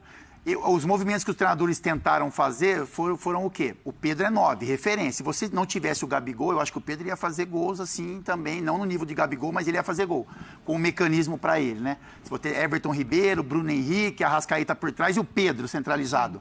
O Pedro faria vários gols, como o Gabigol faz também, porque ele tem qualidade. Só que o titular absoluto do Flamengo, por mérito e conquista, é o Gabigol. Quando você tenta colocar o Pedro e o Gabigol juntos, como o Pedro não tem essa movimentação, que é característica dele, você obriga o Gabigol a fazer essa movimentação fora da área para a beirada. E isso desconforta o Gabigol demais. O Gabigol se irrita, o Gabigol não rende, o Gabigol faz força, não digo pressão do treinador, nada, mas você olha e fala, o Gabigol não dá para se movimentar. O Gabigol tem que jogar como camisa 9. Sim. E aí você não tem espaço para o Pedro. É isso, a receita do bolo é essa. O Pedro só vai ser titular do Flamengo e vai render no momento que o Gabigol não for titular. Exatamente. No momento que ele for negociado, no momento que ele que ninguém torce para isso, mas que ele tem que sair por algum motivo. Não vou falar lesão, porque eu nunca gosto de ficar falando sobre isso de jogador, porque o Gabigol é um moleque que quer jogar seleção, enfim. E não é um jogo, não é o Gabigol sair suspenso e o Pedro entrar. Porque aí um jogo o Pedro não vai corresponder e o Gabigol vai voltar para a posição dele. Então, assim, o Flamengo criou, a estrutura Flamengo, né, diretoria, comissão, criaram essa situação de trazer 2 camisas 9 de muita qualidade. Então, o Gabigol é titular absoluto e o Pedro a gente não libera. O Pedro não vai ter espaço. Não vai ter, porque os dois juntos não funcionam. O empresário do cara tem que chegar Não, aí já é uma outra questão. Isso é uma questão tática, técnica. Não é de empresário. O staff que toma as decisões. Estou falando a questão técnica. Olha só, o Paulo Calçade ontem estava fazendo o linha de passe junto com o Mauro Naves. E o Mauro tem muitas fontes dentro do Flamengo. Ele disse que conversou com a pessoa da diretoria e que o Pedro não se importa, não está incomodado de estar no banco de reserva. O Calçade coloca isso. Assim, eu estaria preocupado se eu tivesse um centroavante que não está preocupado em ficar na reserva. Mas eu quero entender o campo, porque o Sormani ali, né, falando para o Pedro ir embora do Flamengo, ele toca num ponto que eu acho muito interessante, que é assim, não é o Paulo agora. O Pedro não teve espaço com nenhum desses treinadores. Passa, obviamente, pelo que o capitão está colocando aqui, mas essa seria a única saída? É só se o Gabigol não estiver? Bom, eu vejo que hoje o Gabigol joga muito fora da área. Então, em algum momento, dá pra você encaixar. Não é mais desculpa da movimentação. Porque assim, o Gabigol só joga na área. Mas ele joga, senhor, só para completar. Não. Ele joga, a partir do momento que a gente fala. Você tem o Everton Ribeiro na direita, ele circula pelo meio para trás. Mas a partir de um ponto, de um start, o Gabigol, o start dele é camisa 9. Aí o Gabigol se movimenta, mas o start do Gabigol é 9. O Gabigol começar aberto pro Pedro ficar de 9, isso que desconforta. Então, é uma solução, mas estou dizendo assim, no movimento, fala assim, movimento. No movimento, tá, beleza. Você tem um Gabigol de ponta de lança na ausência de um deles, tal, aí você joga. Dá pra fazer o bem bolado. Ok, mas não é o ideal. Aí você tem um outro ponto, que é o seguinte, o próprio Gabriel é um cara extremamente competitivo. É o Fominha. E eu gosto do Fominha. Você acha que passa pela personalidade também? Óbvio. Não vou deixar ele jogar. Quanto mais o Pedro render, mais o Gabriel vai querer jogar. Lógico, assim, o Pedro já deu mostras de que é um jogador que quando entra faz gol, certo? Tá numa fase ruim, ultimamente, não. Mas assim, no grosso modo, o Flamengo, a média dele de gols é boa, pra que é um reservão. Né? O reservão de luxo, o menino encaixa. Não, excelente jogador, né? Excelente, ele é muito bom jogador. O Gabriel vai olhar e falar assim, se eu colocar esse cara pra começar a jogar e ganhar confiança, eu tô morto. Exatamente. Eu tô F. Então esquece, não vou colocar pra jogar. Então eu quero jogar. Então tem o Fominha, que eu gosto. Tá? Então, Gabigol, não fica dodói que eu tô te chamando de Fominha, porque eu gosto. Adoro. Ele gosta de ser chamado de Fominha também, tá tudo bem pra ele. Jogador Fominha é o cara que tem ambição, que quer jogar futebol. Sim. Entendeu? Que é decisivo, que quer participar, que quer ser protagonista. Isso é uma ambição. O Michael Jordan era Fominha. Exato, sou Fominha. Você não vai jogar, você é reserva, como a gente brinca, joga. Eu era Fominha também. Eu pensava isso, eu não vou deixar o cara tomar Fica na tua aí, se quiser ganhar a posição, corre aí. Aí eu vou te poupar, não, você não vai me poupar. Mas só quero jogar. Vai embora. Entendeu? Não, pera aí. Não, porque eu vou voltar naquele assunto sobre o cansaço do jogador. Todo jogador quer jogar. Exatamente. É isso. Entendi. Sim, é o que eu falo. Isso que eu tô dizendo. É o que eu te falo. Se você joga num ritmo alto e vai jogar todos os jogos, você extenua. Entendeu? Agora sim, tem esse ponto. E aí você vai partir desse segundo viés, que é o viés de movimentação e posicionamento. Como o Flamengo joga, talvez hoje, naquilo que quer o Paulo, o Pedro é um cara mais referência. O Abel, talvez, procure um referência. Mas eu tenho dúvidas se o Pedro chegando ao Palmeiras com a qualidade que ele tem, amigão, pode correr um pouquinho aí, hein? Porque você pode ver que o Navarro não tem nada da qualidade do Pedro ainda. Nada, não vejo. São mundos diferentes, mesmo o Pedro na reserva. Mas o que ele já participa, sai da área, busca, ponta. Ontem ele fez uma jogada de ponta. O Pedro dificilmente faz isso. O Pedro circula numa faixa muito curta. Mas então aí... não é uma certeza. Mas aí, Ontem algum de vocês teria tirado o Gabigol para colocar o Pedro? Não. Tirar o Gabriel. Esquece. Gabriel. No último minuto ele pode fazer um gol. Aí é o que o Capita estava dizendo. São sistemas que são criados para características dos seus jogadores. O Paulo Souza tentou fazer isso aqui num jogo do Campeonato Carioca. Ele colocou 6 jogadores lá. Quem salvou o Paulo Souza? O Arrascaeta. Na função que ele está acostumado. Então, assim, são características. O Paulo Souza já falou para o Pedro, preciso que você corra mais, preciso que você se movimente mais, para justamente tentar tirar esses vícios para que ele possa jogar junto com o Gabigol. Mas quando ele fala essa movimentação, é porque quando ele dá essa declaração, é porque ele quer inverter as movimentações. Sim. Ele quer, na cabeça dele, o Gabigol ficar de 9 e o Pedro fazer essa movimentação pela beirada. Aí o Pedro não vai funcionar. Capita, aquela coisa que a gente fala, que se fazia muito, são 2 centroavantes, movimentação, se cruza, um vai buscar, o outro vai buscar. Tem várias formas de você encontrar esse tipo de situação. Pode ver, o Pedro jogou com o Vlahovic, chegaram juntos à Fiorentina. O Vlahovic hoje arma jogo na Juventus. Ele arma o jogo também. Ele sai da área, às vezes ele sai com o Morata, ou seja... Mas o Pedro voltou, né? Não, o Pedro voltou. Não, o que eu tô falando... Assim, o Pedro não teve chance. Eu entendi o que você disse. Eu tô falando da evolução. Sim, como evolução. É o que nós estamos falando do Pedro aqui desde o primeiro dia. Desde o primeiro dia que o Paulo falou. Olha, eu quero que ele se movimente mais. Nós comentamos aqui, eu falei que a movimentação é justamente assim, isso. Só um ponto, Zé, para provocar também. A gente não vê treino, né? E aí eu acho que essa coisa da personalidade, ela também se traduz dentro do campo de treino. Eu vejo assim, a gente pode falar do Luan, mas daqui a pouco, né? Eu vejo algumas situações. A primeira é a questão do sistema de jogo. Eu acho que o sistema de jogo para o Pedro, nesse sentido, dentro das suas características que ele tem hoje, nesse momento, fica complicado. É um pouco mais complicado. Porque você tem o preenchimento dos espaços e justamente ele, ao invés de ele ajudar, não estou dizendo que ele vai atrapalhar, mas ele vai dificultar o mecanismo do Flamengo. Mas se ele centralizado, né, Zé? Não. Jogar Everton Ribeiro, Arrascaeta, Bruno Henrique e ele... É diferente, mas com o Gabigol, então, é isso que eu estou dizendo. Aí você precisa tirar o Gabigol, porque o Gabigol tem que fazer essa movimentação. Com o Gabigol, fica difícil. Eu estou montando a cabeça a dificuldade que ele está tendo agora com o Gabigol. E uma outra situação, e aí não vou generalizar, não vou ser específico ao Pedro, tá? Infelizmente, hoje, infelizmente, hoje você faz contratos, muitas vezes, de 5 anos, ganhando uma bolada. E, de novo, não estou falando do Pedro, porque eu já cansei de dar outros exemplos aqui. Dinheiro não corre. Às vezes ele perde a motivação. Exatamente. Às vezes é preciso que alguém chegue e fale, Pedro, ou Sormani, Facinca, Capita, é o seguinte, você está no Flamengo, você está num puta time, mas só que você não está jogando. Você está ganhando 100.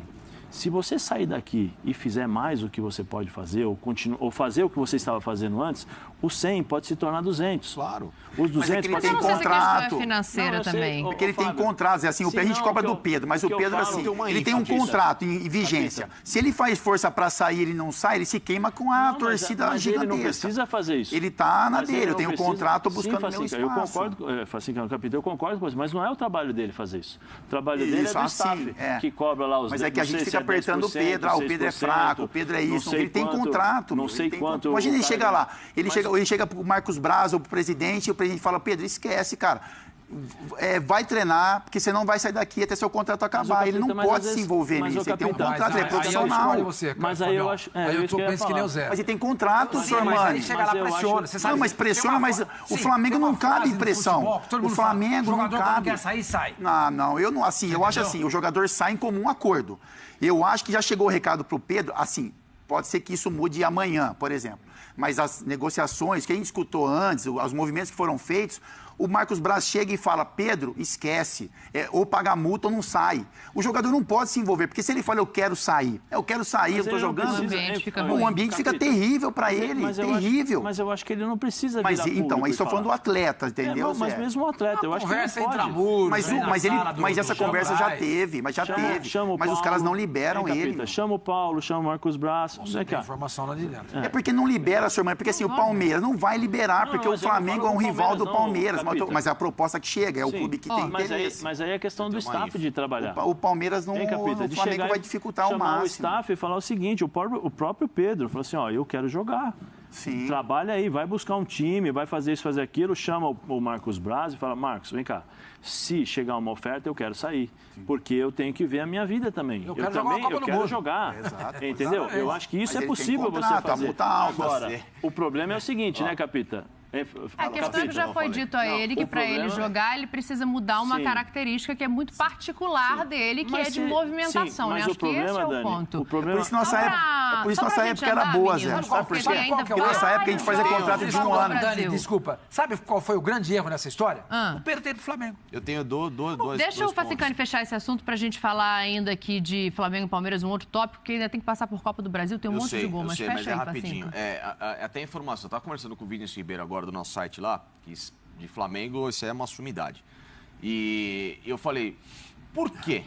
Né? Pergunta, por que tá lá?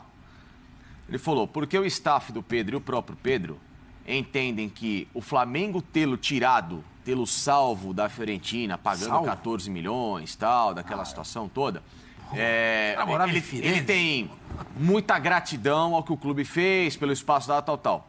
Mas eu falei, ok, gratidão a quê? Porque o Flamengo não fez nada do que se interessar por um jogador e trazer lá ao Brasil e contratar. Ponto. Claro. Então, ou seja, isso não é gratidão. Gratidão seria se o Flamengo deixasse ele jogar os Jogos Olímpicos. Se o Flamengo abrisse de fato espaço de sequência ou técnicos para que ele jogasse, Gabriel, vou testar o Pedro, ou com oportunidades. Isso ele teria. Então, aí eu vou para um lado meu, que eu entendo que não existe gratidão. Existe o que o Sormani falou, comodismo. E aí, até olhando para o verso do capítulo, porque eu estava rindo, porque assim, te conhecendo, Capita, um pouquinho do que a gente já trabalha aqui na amizade... Eu falei que era para você encerrar o assunto. Então tá bom, eu não encerrei o assunto. Mas só para completar seu raciocínio rapidinho, né? Aí eu falo muito sobre isso. Eu fazia contrato de 1 ano. Entendeu? Esses caras não fazem mais. E assim, eu fazia de 1 ano. Então, por que eu fazia de 1 ano? Porque eu falava assim, se eu tiver bem, eu vou renovar e vou ter meu valor. Se eu tiver mal, ninguém tem obrigação de ficar comigo, eu posso sair.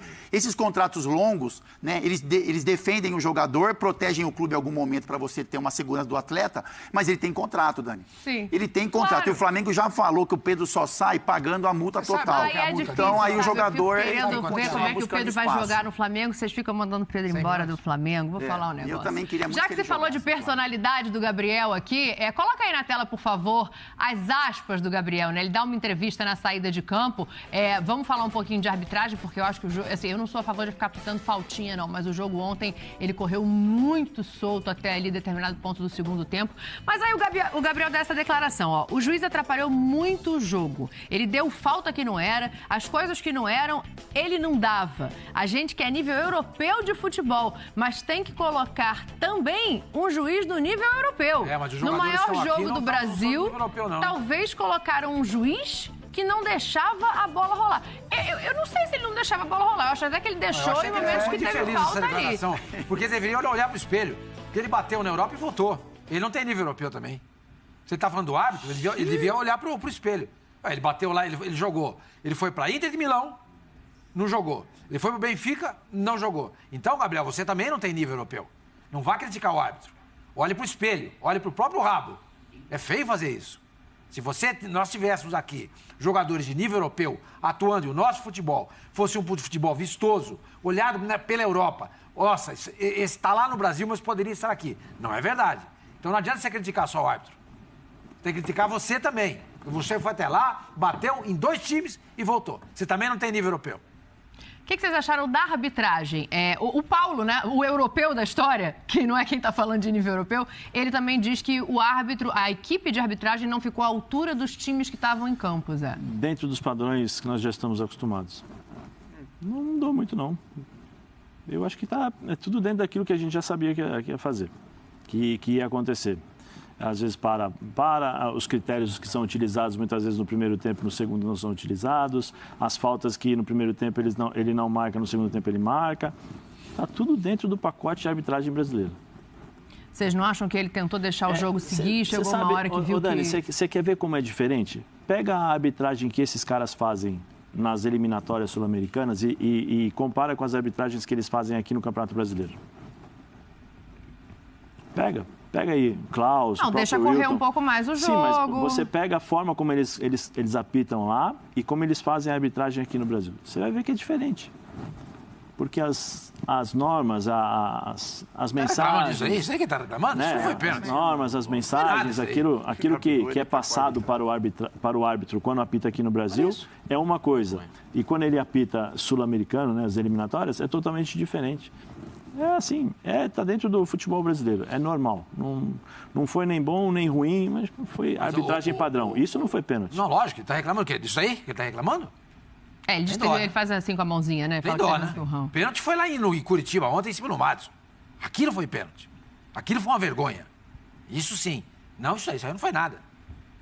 Mas o Zé fala em mudanças na arbitragem de um jogo para o outro, de uma determinação para outra. O que você percebeu ontem do Wilton, capitão? Não é só de um jogo para outro, Dani. Às vezes a arbitragem ela muda dentro do próprio jogo, né? Ele então, começou no segundo tempo a apitar faltas que ele não estava apitando no primeiro. Eu vou pegar o seu raciocínio, né? Ele soltou o jogo no primeiro tempo, por exemplo, e no segundo tempo a mesma partida, ele foi segurando a partida. Mas também muito por quê? Muito pela forma como o Palmeiras olhou o segundo tempo. Então aí começa a ter um pouco mais de falta, o Palmeiras começa a brecar um pouco mais o jogo. E aí o árbitro, ou ele solta, né? Ou ele deixa passar muita coisa. Aí a gente pode chegar aqui e criticar também que ele perdeu o controle da partida.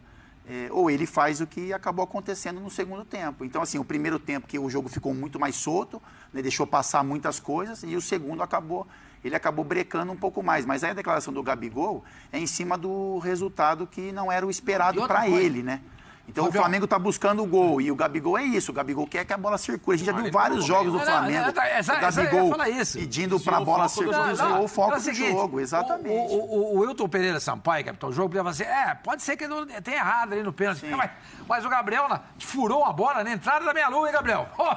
Mas não foi esse lance, não fez. Aquela furada que você deu foi ridícula. Não, o cara pode falar isso. O Gabigol reclama desse lance. Tem um lance do Hugo também, que o Hugo tem um choque com o Gustavo Gomes. Dúvida. Então, estou falando, foi um jogo de contato, né? Um jogo de intensidade.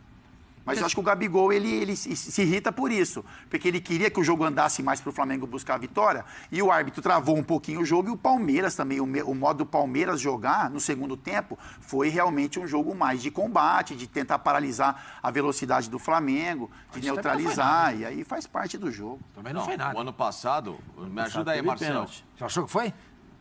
O ano passado, o Everton fez um pênalti, não foi, Marcel? Me confirma aí, confirma pra Dani no ponto. O Everton, Palmeiras e Fortaleza. O Palmeiras teve um pênalti marcado numa falta dessa. O Everton acabou entrando de soco, ele faz um pênalti no Campeonato Brasileiro. Eu achei que ele tinha tocado na bola, ele não tocou, não. Não, ele vai direto na cara do Gustavo Gomes. Exatamente, quem cabeceia é o Gustavo Gomes então, e ele leva o soco. Né? O Wilton fez uma ótima arbitragem ontem, na minha visão. Não gosto do Wilton, acho ele um cara de critérios, em muitos momentos, confusos em campo, mas ele manteve o critério dele ontem. Ou seja, eu vou deixar o jogo correr. Foi um jogo de Libertadores ontem, entre aspas, no ritmo, e eu gosto. Achei que o jogo foi solto. Um pouco mais. Mas... Na única chance que o VAR tinha que trabalhar, estava comendo pipoca, como diz o Abel. Foi comer pipoca, foi buscar o hambúrguer lá na imediação do Maracanã, que é gostoso. Foi tomar refrigerante, foi tomar tudo e esqueceu da única coisa que eles tinham que fazer. E o Wilton, dá só uma checada naquele lance ali para ver o que você acha. Na minha visão, houve uma chegada um pouco intempestiva, um erro, então, um timing. Com essa nova orientação, será que o VAR não chamou porque não achou que foi pênalti? Eles acham o seguinte, a impressão que me dá, tá? Isso não é informação, só uma análise. O árbitro estava com a visão do lance. Sim. Ele viu, não deu, morreu o assunto. Não, o VAR tá ali para analisar, não é para se omitir. Não. Eu acho que a nova determinação é essa. A nova determinação é essa. Se o árbitro árbitro tá próximo... O árbitro viu? Exato. Viu. O que ele achou? Que não foi nada. Eu aqui achei que foi. Zé, você, todo mundo. Mas a gente tem que respeitar o campo. Entendeu? Eu acho que essa é a nova determinação. Mas eu acho que a nova determinação ela fala no sentido de menos interferência e paralisação do jogo. Então, assim, o VAR não pode fingir, né, entre aspas, que não viu um lance, se omitir, porque o árbitro estava vendo. Se é uma coisa clara e manifesta, como a gente costuma falar, ele vai avisar no ponto do árbitro. Mas eu concordo com você. Eu concordo com você. Um lance desse tem que ser olhado. O que eu tô dizendo seria interessante a gente ter esses áudios, porque a gente não sabe o que o VAR falou no ouvido dele ali. De repente fala assim, não foi nada, segue o lance, tô com você. Inclusive, a retomada de bola desse lance demorou um pouquinho. Ele inverteu... porque esse lance era escanteio. Então, houve uma conversa. Houve. Não, esse lance não foi escanteio, esse lance foi tiro de meta. Porque quem cabeceou a bola foi o Gustavo Gomes. Ele cabeceia pra fora. É verdade, sim, mas enfim. Porque se o Hugo toca na bola, não foi pênalti. Ali então, pra teve entender. um tempo ali. O caído, eu achei que fosse escanteio no lance. Quando deu no primeiro momento eu também achei que fosse escanteio. E aí o que acontece? Param, e o que me chama a atenção é que se o VAR conversa, porque o Wilton não virou pro VAR e falou, vai lá ver pra mim o que aconteceu. Não, o Wilton tá na decisão dele, tanto é que ele foi no atendimento ao goleiro, né? Quem chamou foi o VAR. Se o VAR chama, o Wilton fala, eu vou dar uma olhada. Mas a orientação é justamente essa, para não ir olhar caso não haja dúvida, para ouvir o que o VAR está dizendo e chegar a uma conclusão sem parar tanto o jogo. Entendeu? Porque, na minha visão, assim, era um lance para ter sido checado. Era um lance para ter sido checado. Não, esse lance foi... O do Gabriel não foi nada. O Hugo não pega esse aí a bola. foi pênalti. Pode ter sido um erro conjunto, sabe? E aí o VAR tá junto com o Wilton nisso, né? Você falou uma coisa certa. Quem era o VAR? Eu gostaria de ouvir o áudio desse lance, a conversa do árbitro, o Wilton Pereira Sampaio, com o árbitro que era do VAR. Seria interessante. A gente eles vão colocar no final do campeonato. Isso, quando não dá para mexer mais nada. Não dá para mexer mais nada, eles colocam... É um lance que é engraçado, porque pro árbitro... Foi falta do Gustavo, né? Porque você vê que o Hugo que fica caído e o Gustavo Gomes pede escanteio. É isso. Aí o árbitro fica confortável, né? Porque, por exemplo, se fosse o Gabigol nesse lance, pela maneira que você vê, o Gabigol, vamos voltar pro lance do Gabigol, né? Que tem aquele contato nas costas do Gabigol. Ele reclama o pênalti. Ele induz o árbitro a pelo menos buscar. Olha o Gomes levantando ali. O Gustavo Gomes, o Hugo fica no chão e o Gustavo Gomes pede o escanteio. Então, pro árbitro e acho que pro VAR fica uma sensação de que... Aí a sensação que dá é que nem pro Gomes foi pênalti. Isso, olha lá, tá vendo? Ele tá apontando... Ele levanta pedindo o escanteio e não o pênalti. Eu acho que essa é uma sensação uma e o boa Hugo medição. fica no chão, é isso. Boa, vamos fechar aqui esse 0x0, né? Porque é isso, estamos esse tempo todo falando de um 0x0, é sinal de que o jogo foi bom. Vamos mudar pro 2x2? Vamos falar de Copa do Brasil agora, porque, olha, o São Paulo empatou. Como empatou? Rogério Ceni. Não fizemos absolutamente nada. Não sei, a energia não estava tão boa como de costume, nós não conseguimos fazer um primeiro tempo minimamente razoável.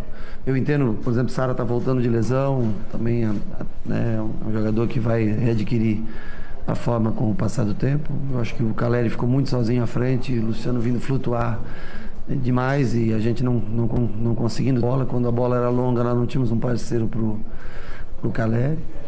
E aí no segundo tempo nós resolvemos fazer algumas trocas, mas o maior foi a postura que nós tivemos no segundo tempo. Ser um pouco mais agressivo, arriscar um pouco mais o jogo. Claro que o gol na bola parada também no começo dá uma confiança maior, né?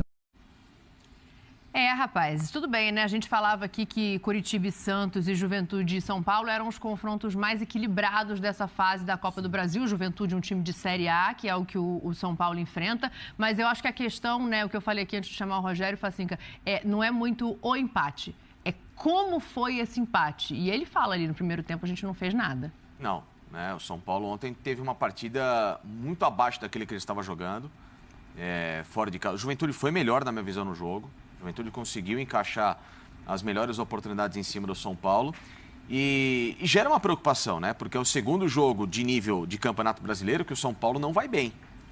Não vai bem. Então é para entender, e o próprio São Paulo, que do que ficou daquele jogo contra o Palmeiras para a partida do Atlético Paranaense, que ele vai muito bem, mas depois em 2 jogos seguidos ele tem um nível de novo de queda brusca, que é uma oscilação perigosa para o início de competição, né? Então, o time está cansado? Ou, sei lá, molecada tá começando a sentir um pouco desse ritmo, dessa responsabilidade. Ó, começou o ano de vez agora, né? Acabou aquela empolgação do Campeonato Paulista, sem muita cobrança, tal, que São Paulo, entre aspas, era um franco atirador com favoritismo do Palmeiras. E agora, daqui para frente, a cobrança é por Libertadores. Então, o que está acontecendo psicologicamente? Né? As próprias opções do Rogério em campo, dá para mudar essa equipe do São Paulo? Então, são questionamentos a serem feitos para o próximo foco que o São Paulo tem, para não começar a, psicologicamente, esse time sentir jogos mais decisivos e passar a ser uma equipe de ponto fora da curva de atuação contra o Palmeiras no Morumbi pelo Paulista e contra o Atlético Paranaense, e essa ser uma realidade que o torcedor não quer ver, não. O torcedor, ele fica mais preocupado ou fica mais aliviado, Zé, com esse empate, né? Porque é isso, vai atrás ali, consegue o empate. Eu acho que é preocupado com a realidade, né? Porque essa vai ser a realidade, acho que, do São Paulo, essa oscilação. Falamos aqui ontem sobre as questões da juventude, né? A juventude, muitas vezes, ela te dá ela não te dá medo, porque você é jovem, então você vai com tudo, e às vezes você não consegue jogar. O Pablo Maia, que vinha sendo um ótimo jogador no Campeonato Paulista, tem 2 partidas que não consegue jogar. Mas esse é um bom ponto, porque ontem o São Paulo tinha Miranda, Arboleda e Reinaldo, né? Mas... Será que isso também não dá um indício, assim, de que essas mexidas que ele está fazendo ali são necessárias nesse São Paulo? Né, mas necessárias, Dani, elas serão, pelo elenco que tem. Só que os jogadores que estão ali, como eu falei, são jovens. Tem muitos jogadores jovens ali. Então, você pode mesclar, você pode pôr Arboleda, você pode colocar o Miranda. Só que na hora da decisão, quem vai tomar serão os garotos. A decisão não passa só com a bola nos pés. A decisão que o cara tem que tomar é o posicionamento, aonde ele vai se colocar, como ele vai reagir. Será que eu dou o bote? Será que eu volto? Será que eu marco? Porque, eu não sei, né? Até é legal se um doutor aí puder examinar isso. Quantas tomadas de decisões um jogador de futebol tem que tomar dentro de campo? Nossa. Né? Porque você tem várias fases. Você tem com a bola, sem a bola, né? Com a bola em espaços reduzidos, com a bola sem marcação. Tem muito isso. Eu vou atacar. E agora? Eu tenho que voltar. Qual é a direção que eu tenho que voltar? Eu tenho que voltar fechando? Eu tenho que voltar abrindo? Onde está o meu companheiro? Como é que eu tenho que olhar para me posicionar? Então, são várias coisas que isso influenciam. Então, por mais que a gente fale em determinados momentos, o Miranda estava lá. O Miranda, no que o Miranda poderia ajudar? No que o Arboleda poderia ajudar? Quais são as características? O Arboleda é um cara que pode chegar e orientar o Pablo Maia para se posicionar? Não, porque o Arboleda não sabe se posicionar. Ele tem dificuldades, taticamente, para se posicionar. Acabou com o Arboleda. Não, ele é bom jogador, o Arboleda, em termos de recuperação. Mas é o que a gente fala do Marinho também, né? Taticamente. Em termos de recuperação, em termos de velocidade, ele é muito bom. Mas, assim, pede para ele se posicionar. Se você observar, ele não se posiciona bem. Então, como é que eu vou orientar o Pablo Maia? E aí, isso é uma corrente, porque o Pablo Maia não se posiciona bem, prejudica quem está na frente. Quem está na frente não se posiciona bem, aí o ataque, a bola não chega. É um conjunto de fatores dentro de campo que pode prejudicar o São Paulo nessa oscilação. Então, isso que é um pouco mais complicado. Por mais que o São Paulo tenha crescido no segundo tempo, mas algumas alterações, por exemplo, ele larga com o Tales. Será que era para entrar de largado o Tales? Está pronto para esse ponto? Ele tinha o Marquinhos para ser uma opção, então.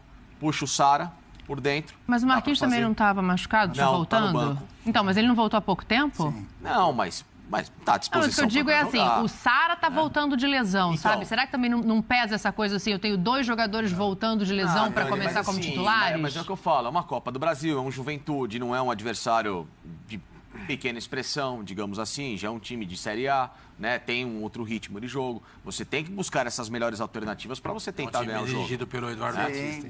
Então, e assim, o Eduardo, que fez um bom trabalho no Mirassol, é um cara que, para esses times pequenos, tem funcionado muito bem, ele consegue desenvolver uma filosofia bacana, encaixotou o São Paulo no primeiro tempo.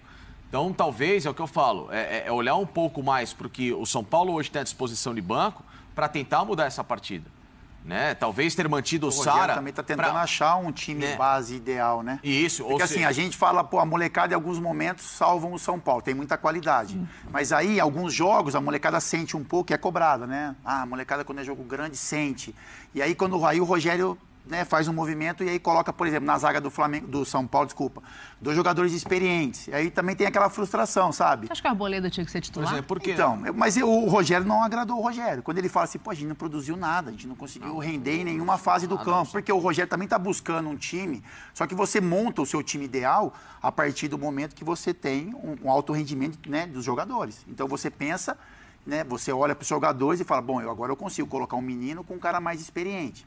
Né? Só que aí o cara experiente, quando você acha que ele vai te entregar, ele não te entrega, né? Que nem eu falei com o senhor, a gente olhou aqui pro senhor Mano, o Miranda, né? O Miranda, pô, ele tem experiência suficiente para entender que uma jogada daquela ali, ele é zagueiro.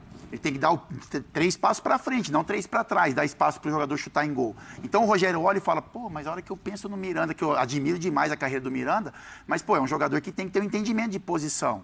Então, assim, os 2 zagueiros do São Paulo, o Diego e o Léo, são elogiados e cobrados, né? Então a gente fala, pô, de repente podia encaixar um cara mais experiente no meio dessa molecada. Se fosse encaixar, era o Arboleda e não então, o Miranda. Mas aí o Zé falou, aí o Arboleda tem uma dificuldade de entendimento. Então, o Rogério... Ele, na entrevista coletiva, você vê uma frustração dele.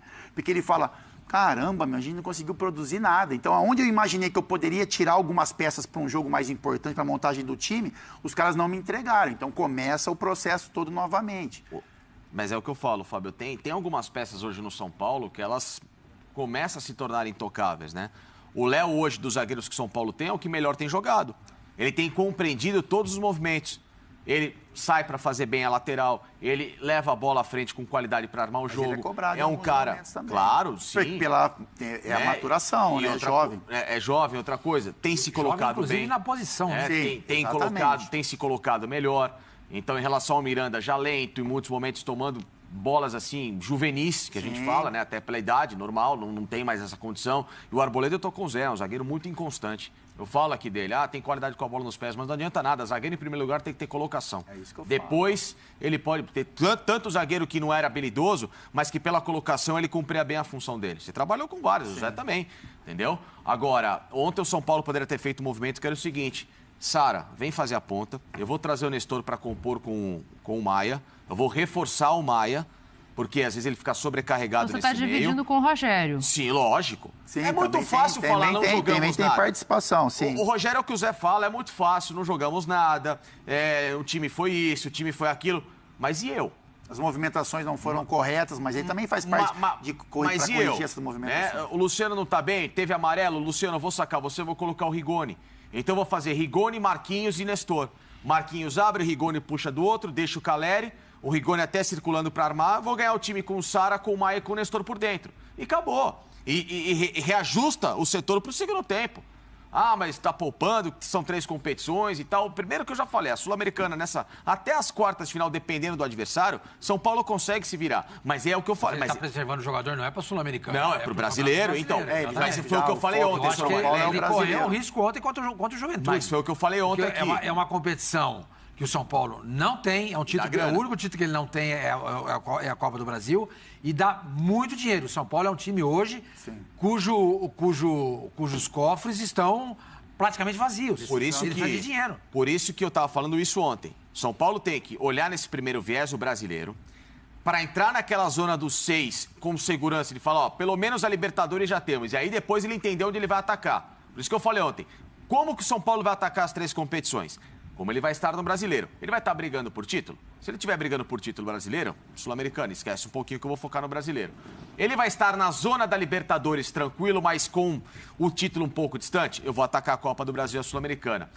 Eu estou fora, talvez, da Libertadores pelo brasileiro?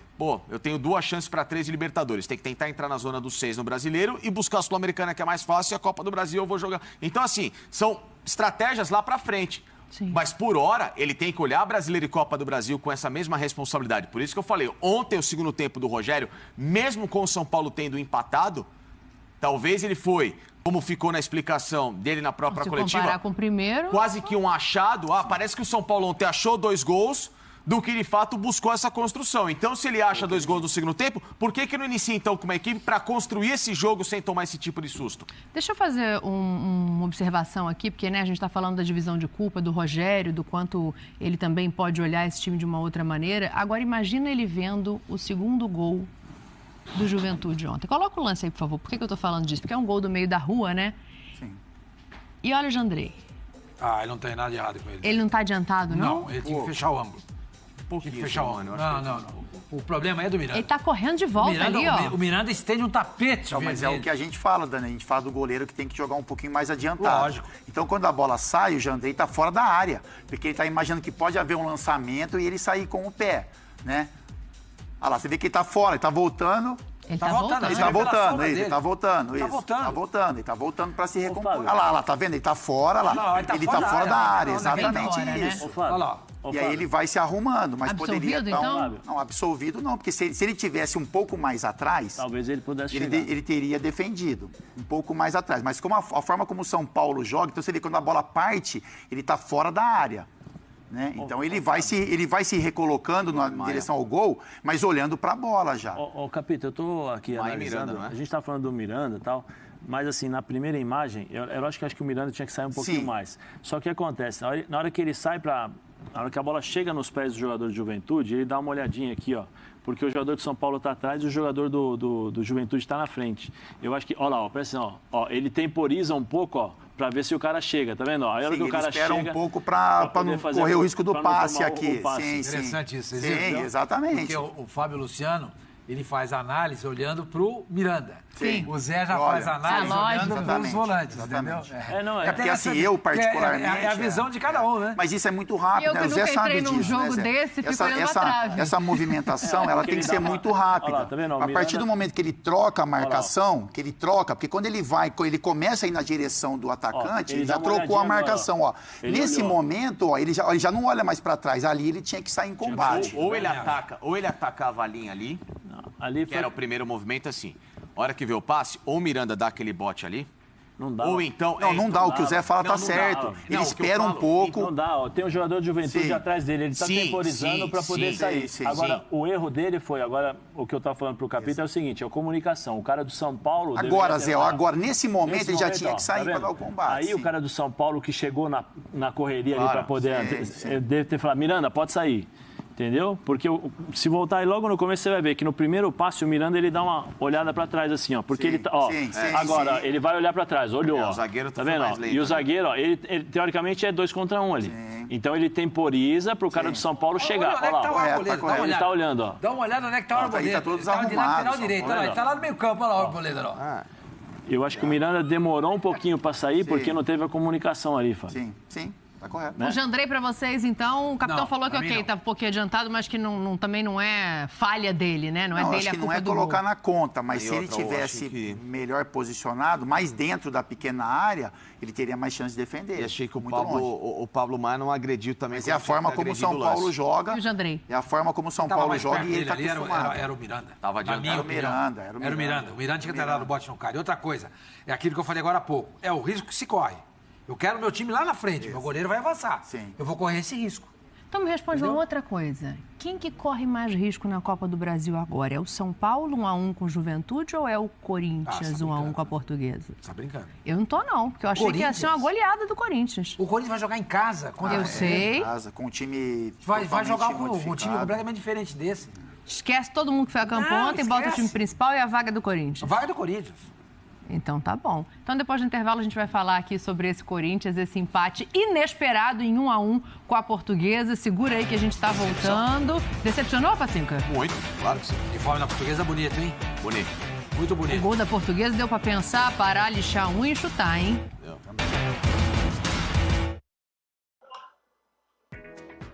É isso aí, rapaziada.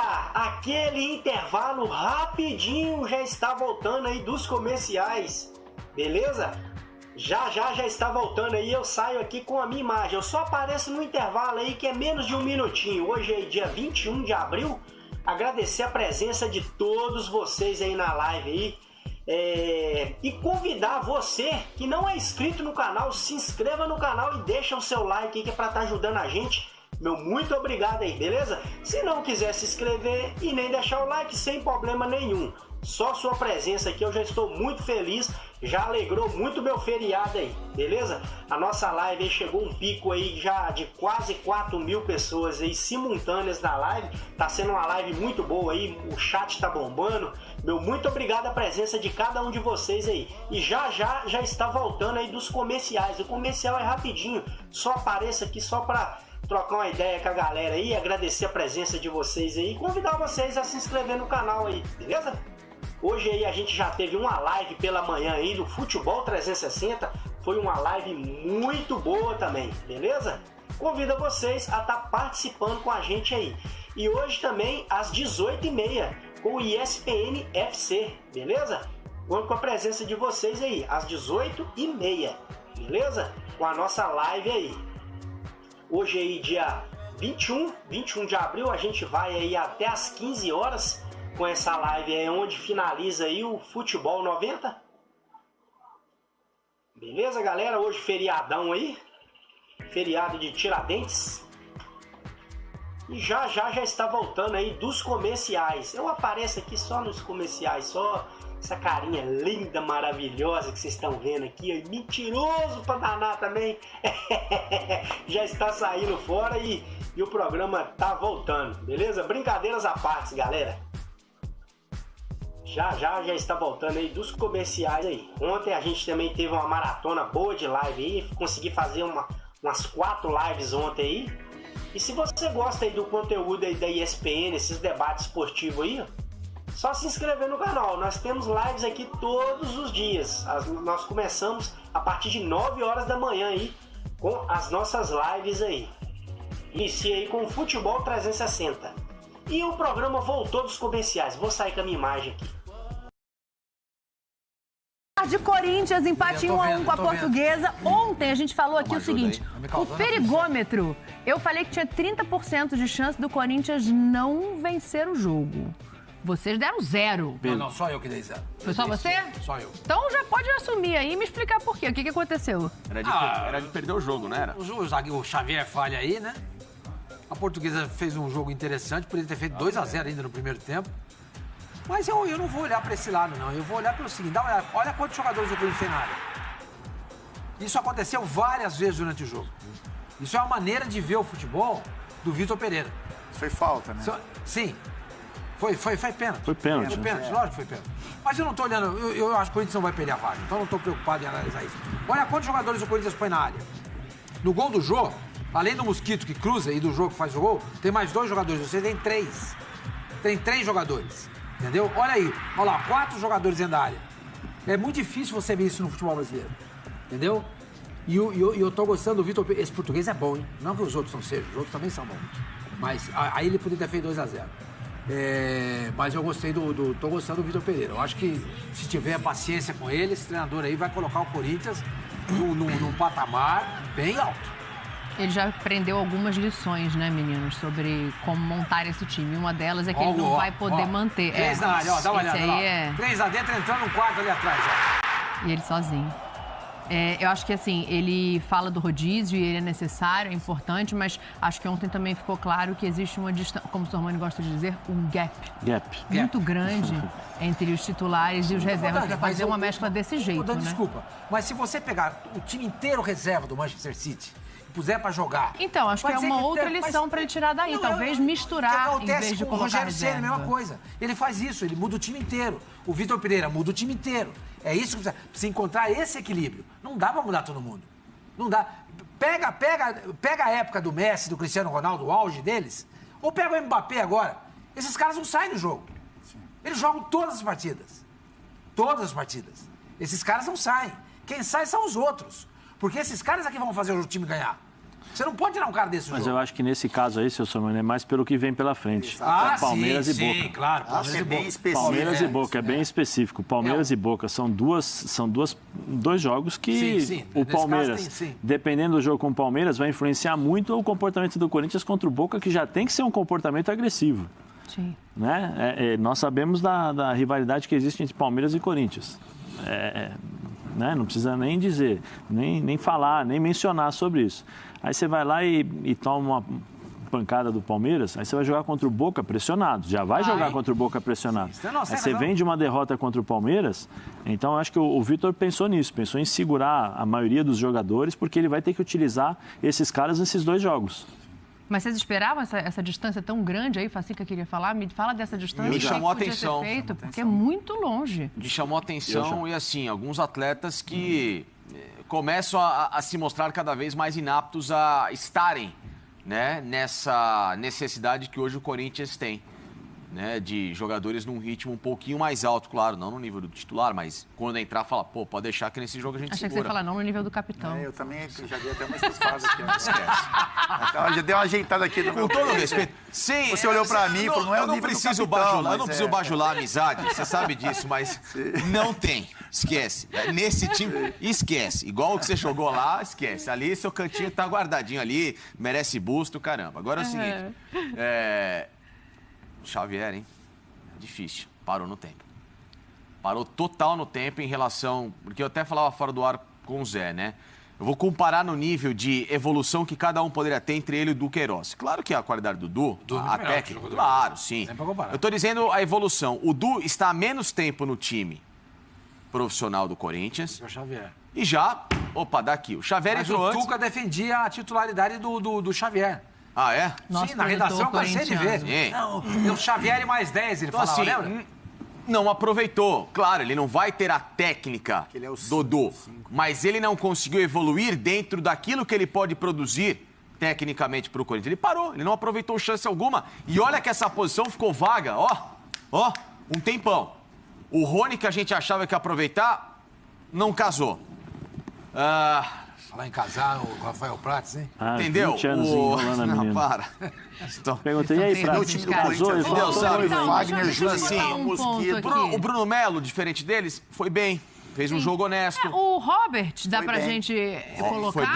Foi bem, aproveitou. O lateral direito que substituiu o Fagner no segundo tempo, o Rafael Ramos, fez um bom segundo jogo. Já se começa... Não que ele vai ser titular. O Fagner é dono da posição. Mas agora o Fagner tem um reserva, assim, né, que não tinha antes. Pô, posso ficar, entre aspas, tranquilo? Claro, no futebol ninguém fica tranquilo, mas... de assim, se numa eventualidade de saída, de suspensão, alguma coisa, pô, tem um cara aí que entra e não cai o nível da equipe, né? Porque o cara que pensa no elenco e pensa na produtividade do elenco, é claro que ele quer ter um reserva que, lógico, o cara também não fica disputando toda hora a posição, mas que quando ele saia, a equipe mantém o nível, né? Fala assim, pô, legal, o cara tá entrando, tá conseguindo. O problema é quando sai, entrava o João Pedro, é complicado, entendeu? Sim. Então, assim, tem alguns atletas que o Vitor olha que já viu que tá difícil. Mas foi isso que o sentimento dele na coletiva era esse. Exato. Outros que estão impossíveis. Vocês imaginavam que isso pudesse acontecer? Eu não imaginava. O quê? Que o Corinthians fosse empatar o jogo? Que esses jogadores reservas, tendo uma oportunidade dessa... Exatamente. Não fosse entregar o que se esperava deles. Não, ela não esperava. Por isso que eu falei que ontem. É essa daí. Porque ele quer equiparar um pouco o nível. Claro. Lógico que não vai ter o mesmo nível de titulares e reservas, mas você quer manter um padrão de que quando esses caras titulares saíssem, você tem um jogador à altura. E aí, quando termina um jogo desse, você já liga um sinal de alerta, né? Porque, com todo respeito à Portuguesa, mano. É difícil, um jogo que os caras, o Corinthians tinha que ter domínio, o Corinthians tinha que criar mais. Série D do Campeonato Brasileiro. Um time que foi reformulado. Rio, que só tem time pequeno. Isso, exatamente. Né? Os grandes fizeram a final do Carioca. O time reserva do Corinthians tinha obrigação de ganhar o jogo. Claro. Não, e é um reserva, senhor Mano. É um reserva com o Fagner, com o Gil, com o Juliano, com o Mosquito, com o Jô, com o Adson. Com então, caras assim, que estão jogando. Então, eu acho que essa que gera um desconforto. Vamos acreditar isso uma noite ruim? Eu não acredito, não. Eu quero te ouvir, Zé, eu fiquei curiosa. Porque, é porque a gente espera mais, né, do Corinthians. O Zé, quando eu perguntei, vocês esperavam? Aí vocês começaram a falar, ele fez assim pra mim, eu já. Esperava essa Eu já esperava. atuação. Faz tempo que eu venho falando que o elenco do Corinthians e um jogo, tem 14 jogadores. Um jogo em Londrina, com a atmosfera, né, torcida do Corinthians presente. Lotado, né? Tá, mas vamos lá. Bom, hein? O Zé tá falando, tem 14 jogadores, beleza. Aí eu tô olhando aqui a escalação de ontem. Jogadores. Você não na tá escalação contando... tem uns caras então, daqui jogando. Gil, Fagner, Juliano... Você tem 14, 15 jogadores. Você não tem um elenco todo para você mexer assim. Que nem, tá muito claro aqui, pegando a escalação de ontem. O Mosquito joga, o Adson joga. Mas tô dizendo, mas mesmo Wagner, Gil, mas mesmo esses caras, Capita, reserva, molecada. Sim, não, mas o que eu quero dizer é o seguinte, mesmo esses caras, os titulares, por exemplo, os titulares, William e Roger Guedes, Mantuan e Mosquito. Existe uma diferença entre esses caras. Existe a diferença. Né? Aí você tem posições que você ainda tem uma certa diferença. Agora, em outras, É difícil. Hoje, se o Maicon não jogar, vai jogar o Duqueiroz e quem? Exatamente. Porque hoje, o que o Facincani falou, estavam procurando, só solucionou esse problema quando o Maicon chega. Porque, por exemplo, ontem você tem Juliano, você tem Rony e Xavier. Daqui dos 3, o Juliano pode encaixar. Sim. Os outros 2, você já percebe que são aqueles... Não, mas o Rony, a característica dele... Você não esperava nada além do que não dá para esperar que o Rony vai ser o Maicon, que vai pegar a bola, vai tocar, vai sair jogando e tal. Não é. A característica dele, desde a base, é o seguinte, um cara que se entrega 1.000.000%, não é 100%. É 1.000.000%. Ele vai correr o campo todo, vai dar carrinho, vai voar, vai pegar essa bola, vai entregar e tal. Mas não adianta esperar dele técnica de pegar essa bola, tocar, armar o time. Não é essa característica. O Xavier é primeiro volante. E olha lá, ele tem... se arrumou, né? E tem dificuldades. O Corinthians foi para um jogo contra a Portuguesa do Rio, com todo respeito, mas jogando em casa, porque entre aspas, porque só tinha corintianos, e o Corinthians vem com 2 volantes de, né? Ali os caras só de marcação. Então a gente fala, o Corinthians não criou, lógico que tem dificuldade. O Sormani falou, o Facinca falou, que já, mesmo com jogadores de criação, de alto poder de criação, já tem dificuldade. Então por que não botou o Luan? Então, aí o Lujan é uma boa questão. O Vitor Pereira, porque já vai dar rebuliço aqui, ó. Ele estava falando de colocar um outro jogador de meio campo. O Vitor Pereira falando isso aí, qualidade. Em relação ao Luan, é assim, o Luan teve muito tempo parado. Voltou, eu creio que ele com a equipa só fez um treino. No máximo 2. Eu acredito que tenha sido só um. Se tiver, a minha memória às vezes falha, mas é assim, eu para colocar o Luan tem que estar no nível que lhe permita de facto poder expressar a qualidade, as qualidades que tem, porque se não tiver a questão é a seguinte, eu entendo que o Vitor chega sem a carga que nós já colocamos aqui nesse assunto, porque se esperava um futebol que desapareceu de um jogador que tem qualidade técnica para isso. Ele estava machucado, fez 1 ou 2 treinos ali, o Vitor quer ver mais. Mas o Vitor, quando chegou no primeiro dia, já deu uma moral para ele. Eu conheço o Luan desde a da Libertadores, depende só dele. Mas aí passou um tempo, aí a gente teve a informação de que nem nos treinos não estava conseguindo. O Vitor estava irritado com o Luan nos treinamentos. Ele conseguiu uma proeza, hein? Olha como muda, né? Ele conseguiu a proeza, o Luan, de ser a pior contratação da história do Corinthians. Não, da história não, tem mais, hein?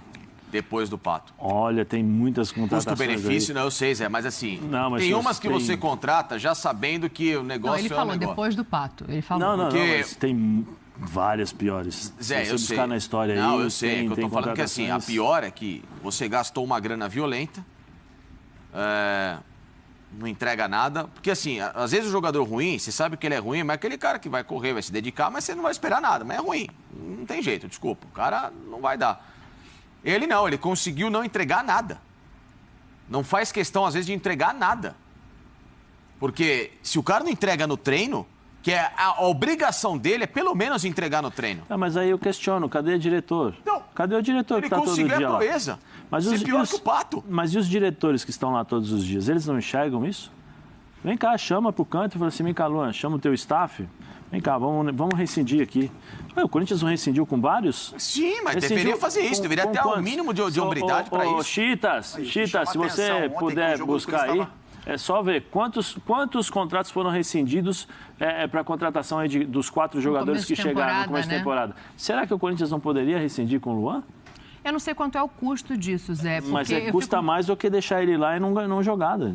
Ele ganha eu não gosto de falar salário, ele ganha um salário altíssimo para não jogar, nem para o treino, nem se dedicar para o treinamento. Mas aí em outro lugar, né? Tentou emprestar o Luan em vários lugares, acho que foi no Bahia, que ele disse que não queria ir. Sim, paga metade. Se você pagar o salário, se você pagar o salário 100%, tem time vai dizer, não quero. Sim. Não vai. Não, o que chama atenção ontem... Se você fosse hoje dirigente, o manager de um time, o cara chega pra você e fala assim, olha, eu te dou o Luan emprestado 1 ano, eu pago todo o salário dele. Não me interessa. Dependendo do time que eu tenho, eu quero. Zé, você quer a lista? O elenco. De contratações? Das saídas? De dispensas? Dessa temporada, tá? Só o número, quantos? Então eu não contei o que eu tô Não, então vai falando aí, a gente vai contando. Felipe Goleiro, Michel Macedo, Sornossa, Richard, Walter, André Luiz, atacante, Marquinhos, Kaique França, Hugo Borges, Igor Lapa, Cauê, Ederson, Rafael Bilu, Gabriel Pereira, agora que foi embora o GP, Igor Formiga. Aí as saídas por empréstimo, Igor Moraes, Matheus Jesus, Matheus Davó, Janderson, John Kleber, aquele Ameixa, né, o Arian, Caetano, Léo Santos, Fecim, Vitinho, Matheus Alexandre, Iago, Everaldo, Ederson, Tiaguinho, Luiz Mandaca, Igor Moraes, aí Jonathan Cafu, Rodrigo Varanda, Eduardo Tanque, Daniel Marcos, Reginaldo, Tiaguinho e Danilo Avelar. Dá uns 20 emprestados e 16 dispensados, até uma... né? Pra gente fazer uma... Só para completar, por merecimento... A minha questão é assim, se ele não jogou contra a Portuguesa, ele vai jogar quando? Isso que eu ia falar. Por merecimento, talvez ele não esteja nesse ponto, né? Porque, assim, o treinador tem que olhar para o dia a dia, treinamento. Então, se tem um jogador que está treinando melhor, é injusto com esse cara você colocar um cara que não está te entregando. Então, por merecimento, parece que o Luan não está merecendo uma chance. Agora, para oportunidade, seria esse jogo. Porque, assim, além do Corinthians jogando muito mal, né? E aí o Luan, se fosse mais um, que tivesse uma atuação ruim, não ia ter tanto peso. O torcedor do Corinthians que estava no estádio ontem pediu o nome do Luan. Eu não consigo ver isso em outro jogo. Eu não consigo ver um jogo contra o Palmeiras. Exatamente. Eu não consigo ver um jogo contra o Palmeiras, contra o Boca e o torcedor daqui de São Paulo pedindo. Então, talvez esse movimento não seja por merecimento. O Facinca falou brincando nisso aqui, futebol não é caridade. Eu também penso dessa forma. Mas talvez seria um movimento interessante, porque o jogador... Porque apareceu, eu vi o jogo ontem, então todo mundo assistiu. Então, assim, a torcida pedindo, e aí você via no olho do Luan aquele brilho de... Sabe aquele movimento de... Deixa eu entrar. Deixa eu entrar, sabe? Assim, deixa eu tentar corresponder, entregar um pouco mais. Como é que é, Capita? Como é que ele fez? Zé, eu fiquei poucas vezes no banco. Mas quando o treinador olhava pra mim que eu tava no banco, meu olho já ficava já cheio de energia. Tô entrando. Já posso entrar? Não sei E eu senti o Luan assim ontem. Então, eu acho que ele não merece, só pra completar, Zé, eu acho que ele não merece a chance pelo que ele tá entregando. Mas pra você recuperar um atleta, ou dar pelo menos mais uma chance, eu acho que esse era um jogo talvez bacana. Talvez uma sensibilidade aí, né? Fala. Por questões éticas, eu não vou falar o nome, por questões éticas. A gente estava no banco, aí veio o auxiliar pegar a caneta e começar a mexer. Aí todo mundo olhava assim, vamos aquecer que alguém vai entrar, Ele olhava, todo mundo já estava dando pique assim, ó. Não, vem. O primeiro que chegava.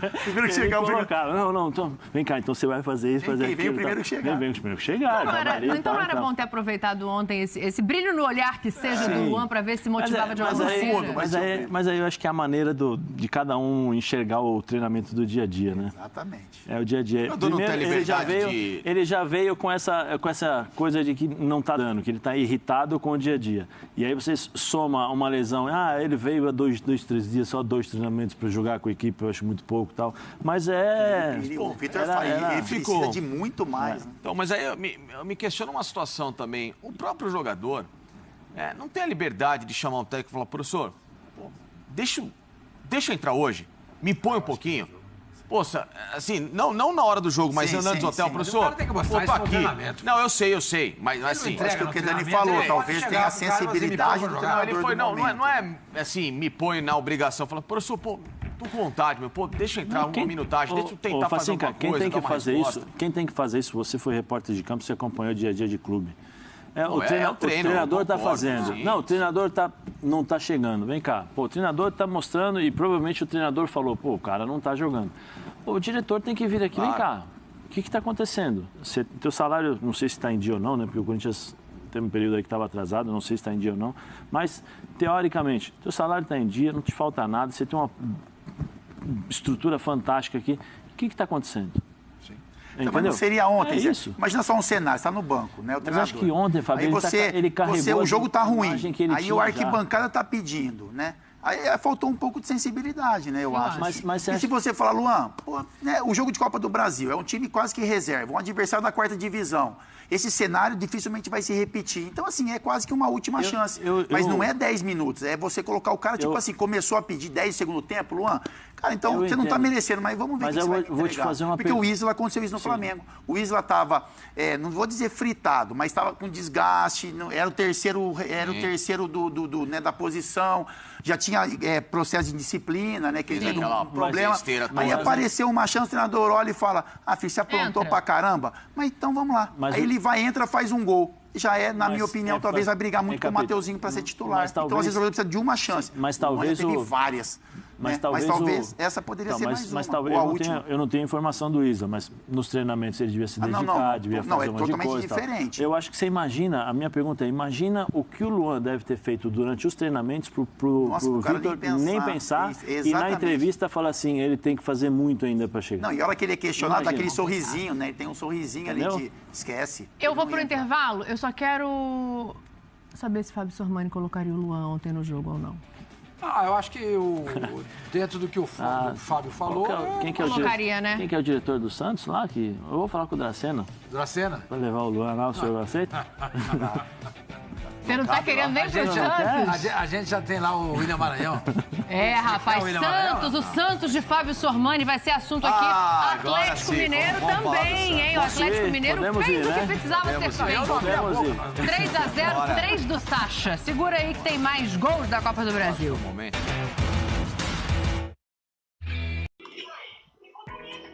É isso aí, galera. Sai da live, não. Voltando do intervalo aí, vai falar aí de Atlético Mineiro e Santos. Já o intervalo, rapidinho, menos de um minutinho aí. Eles já estão voltando aí dos comerciais aí. Beleza? Meu muito obrigado aí a presença de cada um de vocês aí que está participando aí na live aí do Futebol 90 com a gente. E convido a você aí a se inscrever no nosso canal, beleza? Se inscreve no nosso canal aí, deixa o seu like aí que é para estar fortalecendo a nossa live aí, beleza? Se não for possível também, sem problema nenhum. Eu já estou muito feliz aqui só da sua presença na nossa live aí, participando junto com a gente aí, vendo Futebol 90 através do nosso canal aí, Futebol News 2.0, beleza, galera? Hoje é feriadão aí, né? Convido vocês também a participar com a gente aí mais tarde aí com o ESPN FC, que vai ser às 18h30, vai ser 6h30 da noite aí, a gente vai estar com mais uma live aí. E se você não é inscrito ainda, é só você se inscrever no canal e ativar o sininho. Assim que eu abrir a live aqui, você vai ser notificado aí no seu celular, beleza? Nós vamos aí até às 15 horas aí com essa live aí, onde que finaliza o Futebol 90. Hoje a gente já teve uma live aí no período da manhã, que é o Futebol 360. Beleza, galera? Meu muito obrigado aí. Vamos dar uma passadinha aqui no chat aqui rapidinho para agradecer a presença aí, ó. Marcos Araújo, Jefferson Ferim, Nazareno, José, Marcos, Eric, Nano Costa, Nano Castro, desculpa, Pedro, Wilslin, Carlos Júnior, Buda, Douglas.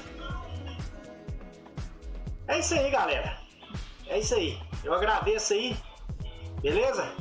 Pelos seus comentários aí. Eu vou sair daqui que já voltou lá o programa. O Atlético, a gente fala aqui, né? Os times que jogam no automático, estão buscando jogar no automático. O Atlético é isso.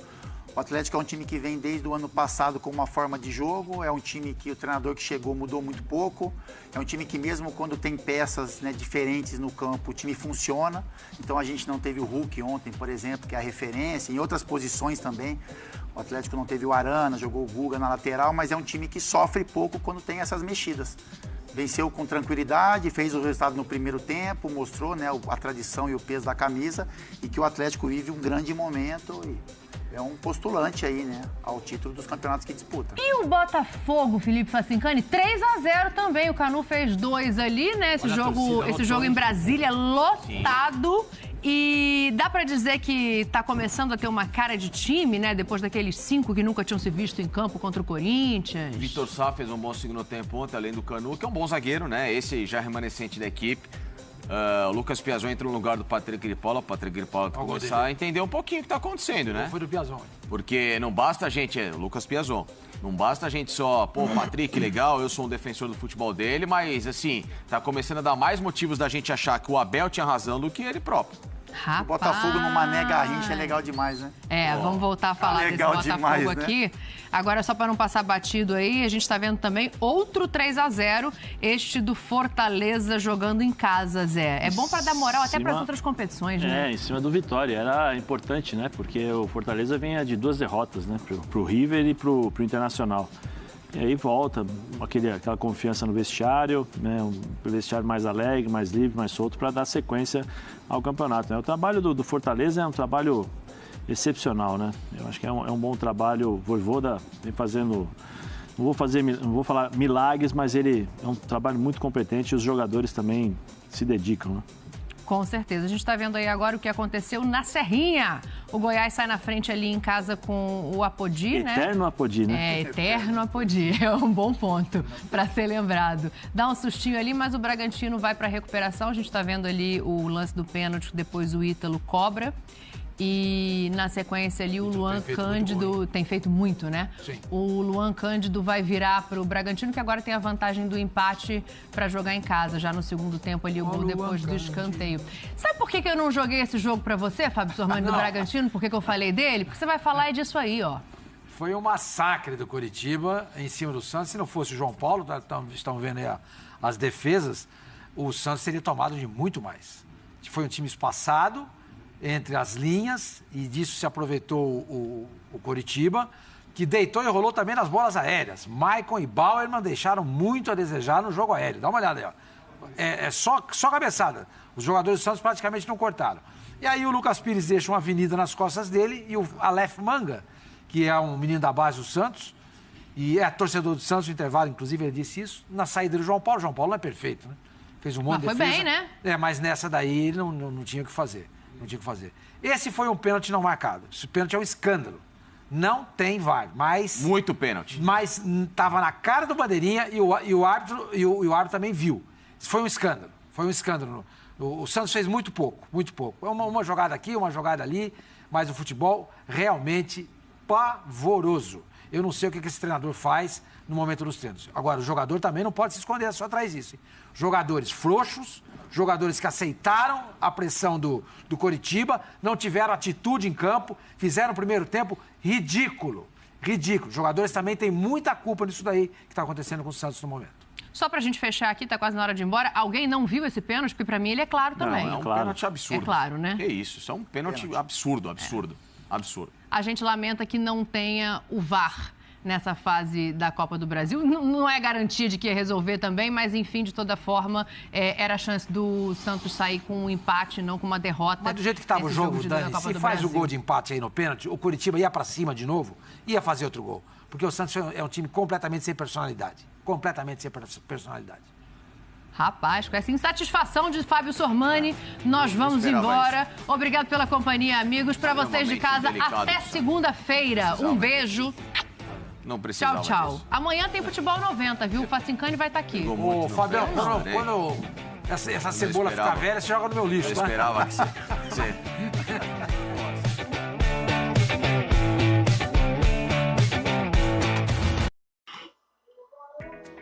É isso aí, rapaziada. Chegou ao fim aí o Futebol 90. Meu muito obrigado aí a presença de cada um de vocês aí que participou da live aí do Futebol 90 através do nosso canal aí. Meu muito obrigado. Estou feliz demais aqui.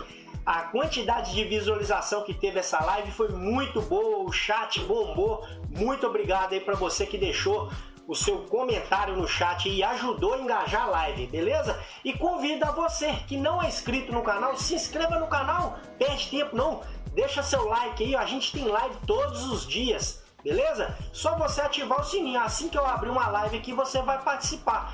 E isso aí nós vamos escutar, vamos falar do seu time, beleza? E convido a vocês aí, hoje ainda, dia 21/4, nesse feriadão aí, às 18h30, com o ESPN FC, beleza? ESPN FC daqui a pouquinho, às 6h30 aí, a gente já tá abrindo a live aí pra com a live do programa, beleza? Meu muito obrigado aí, eu agradeço a todos vocês aí que participaram com a gente aí, que se inscreveram e deixaram sua inscrição, beleza? Então, até daqui a pouquinho, até às 6h30 com o ESPN FC, beleza, galera? Um forte abraço aí, um bom feriado aí pra vocês aí, fiquem com Deus e até daqui a pouquinho com o ESPN FC, às 18h30. Falou, galera, tchau, tchau!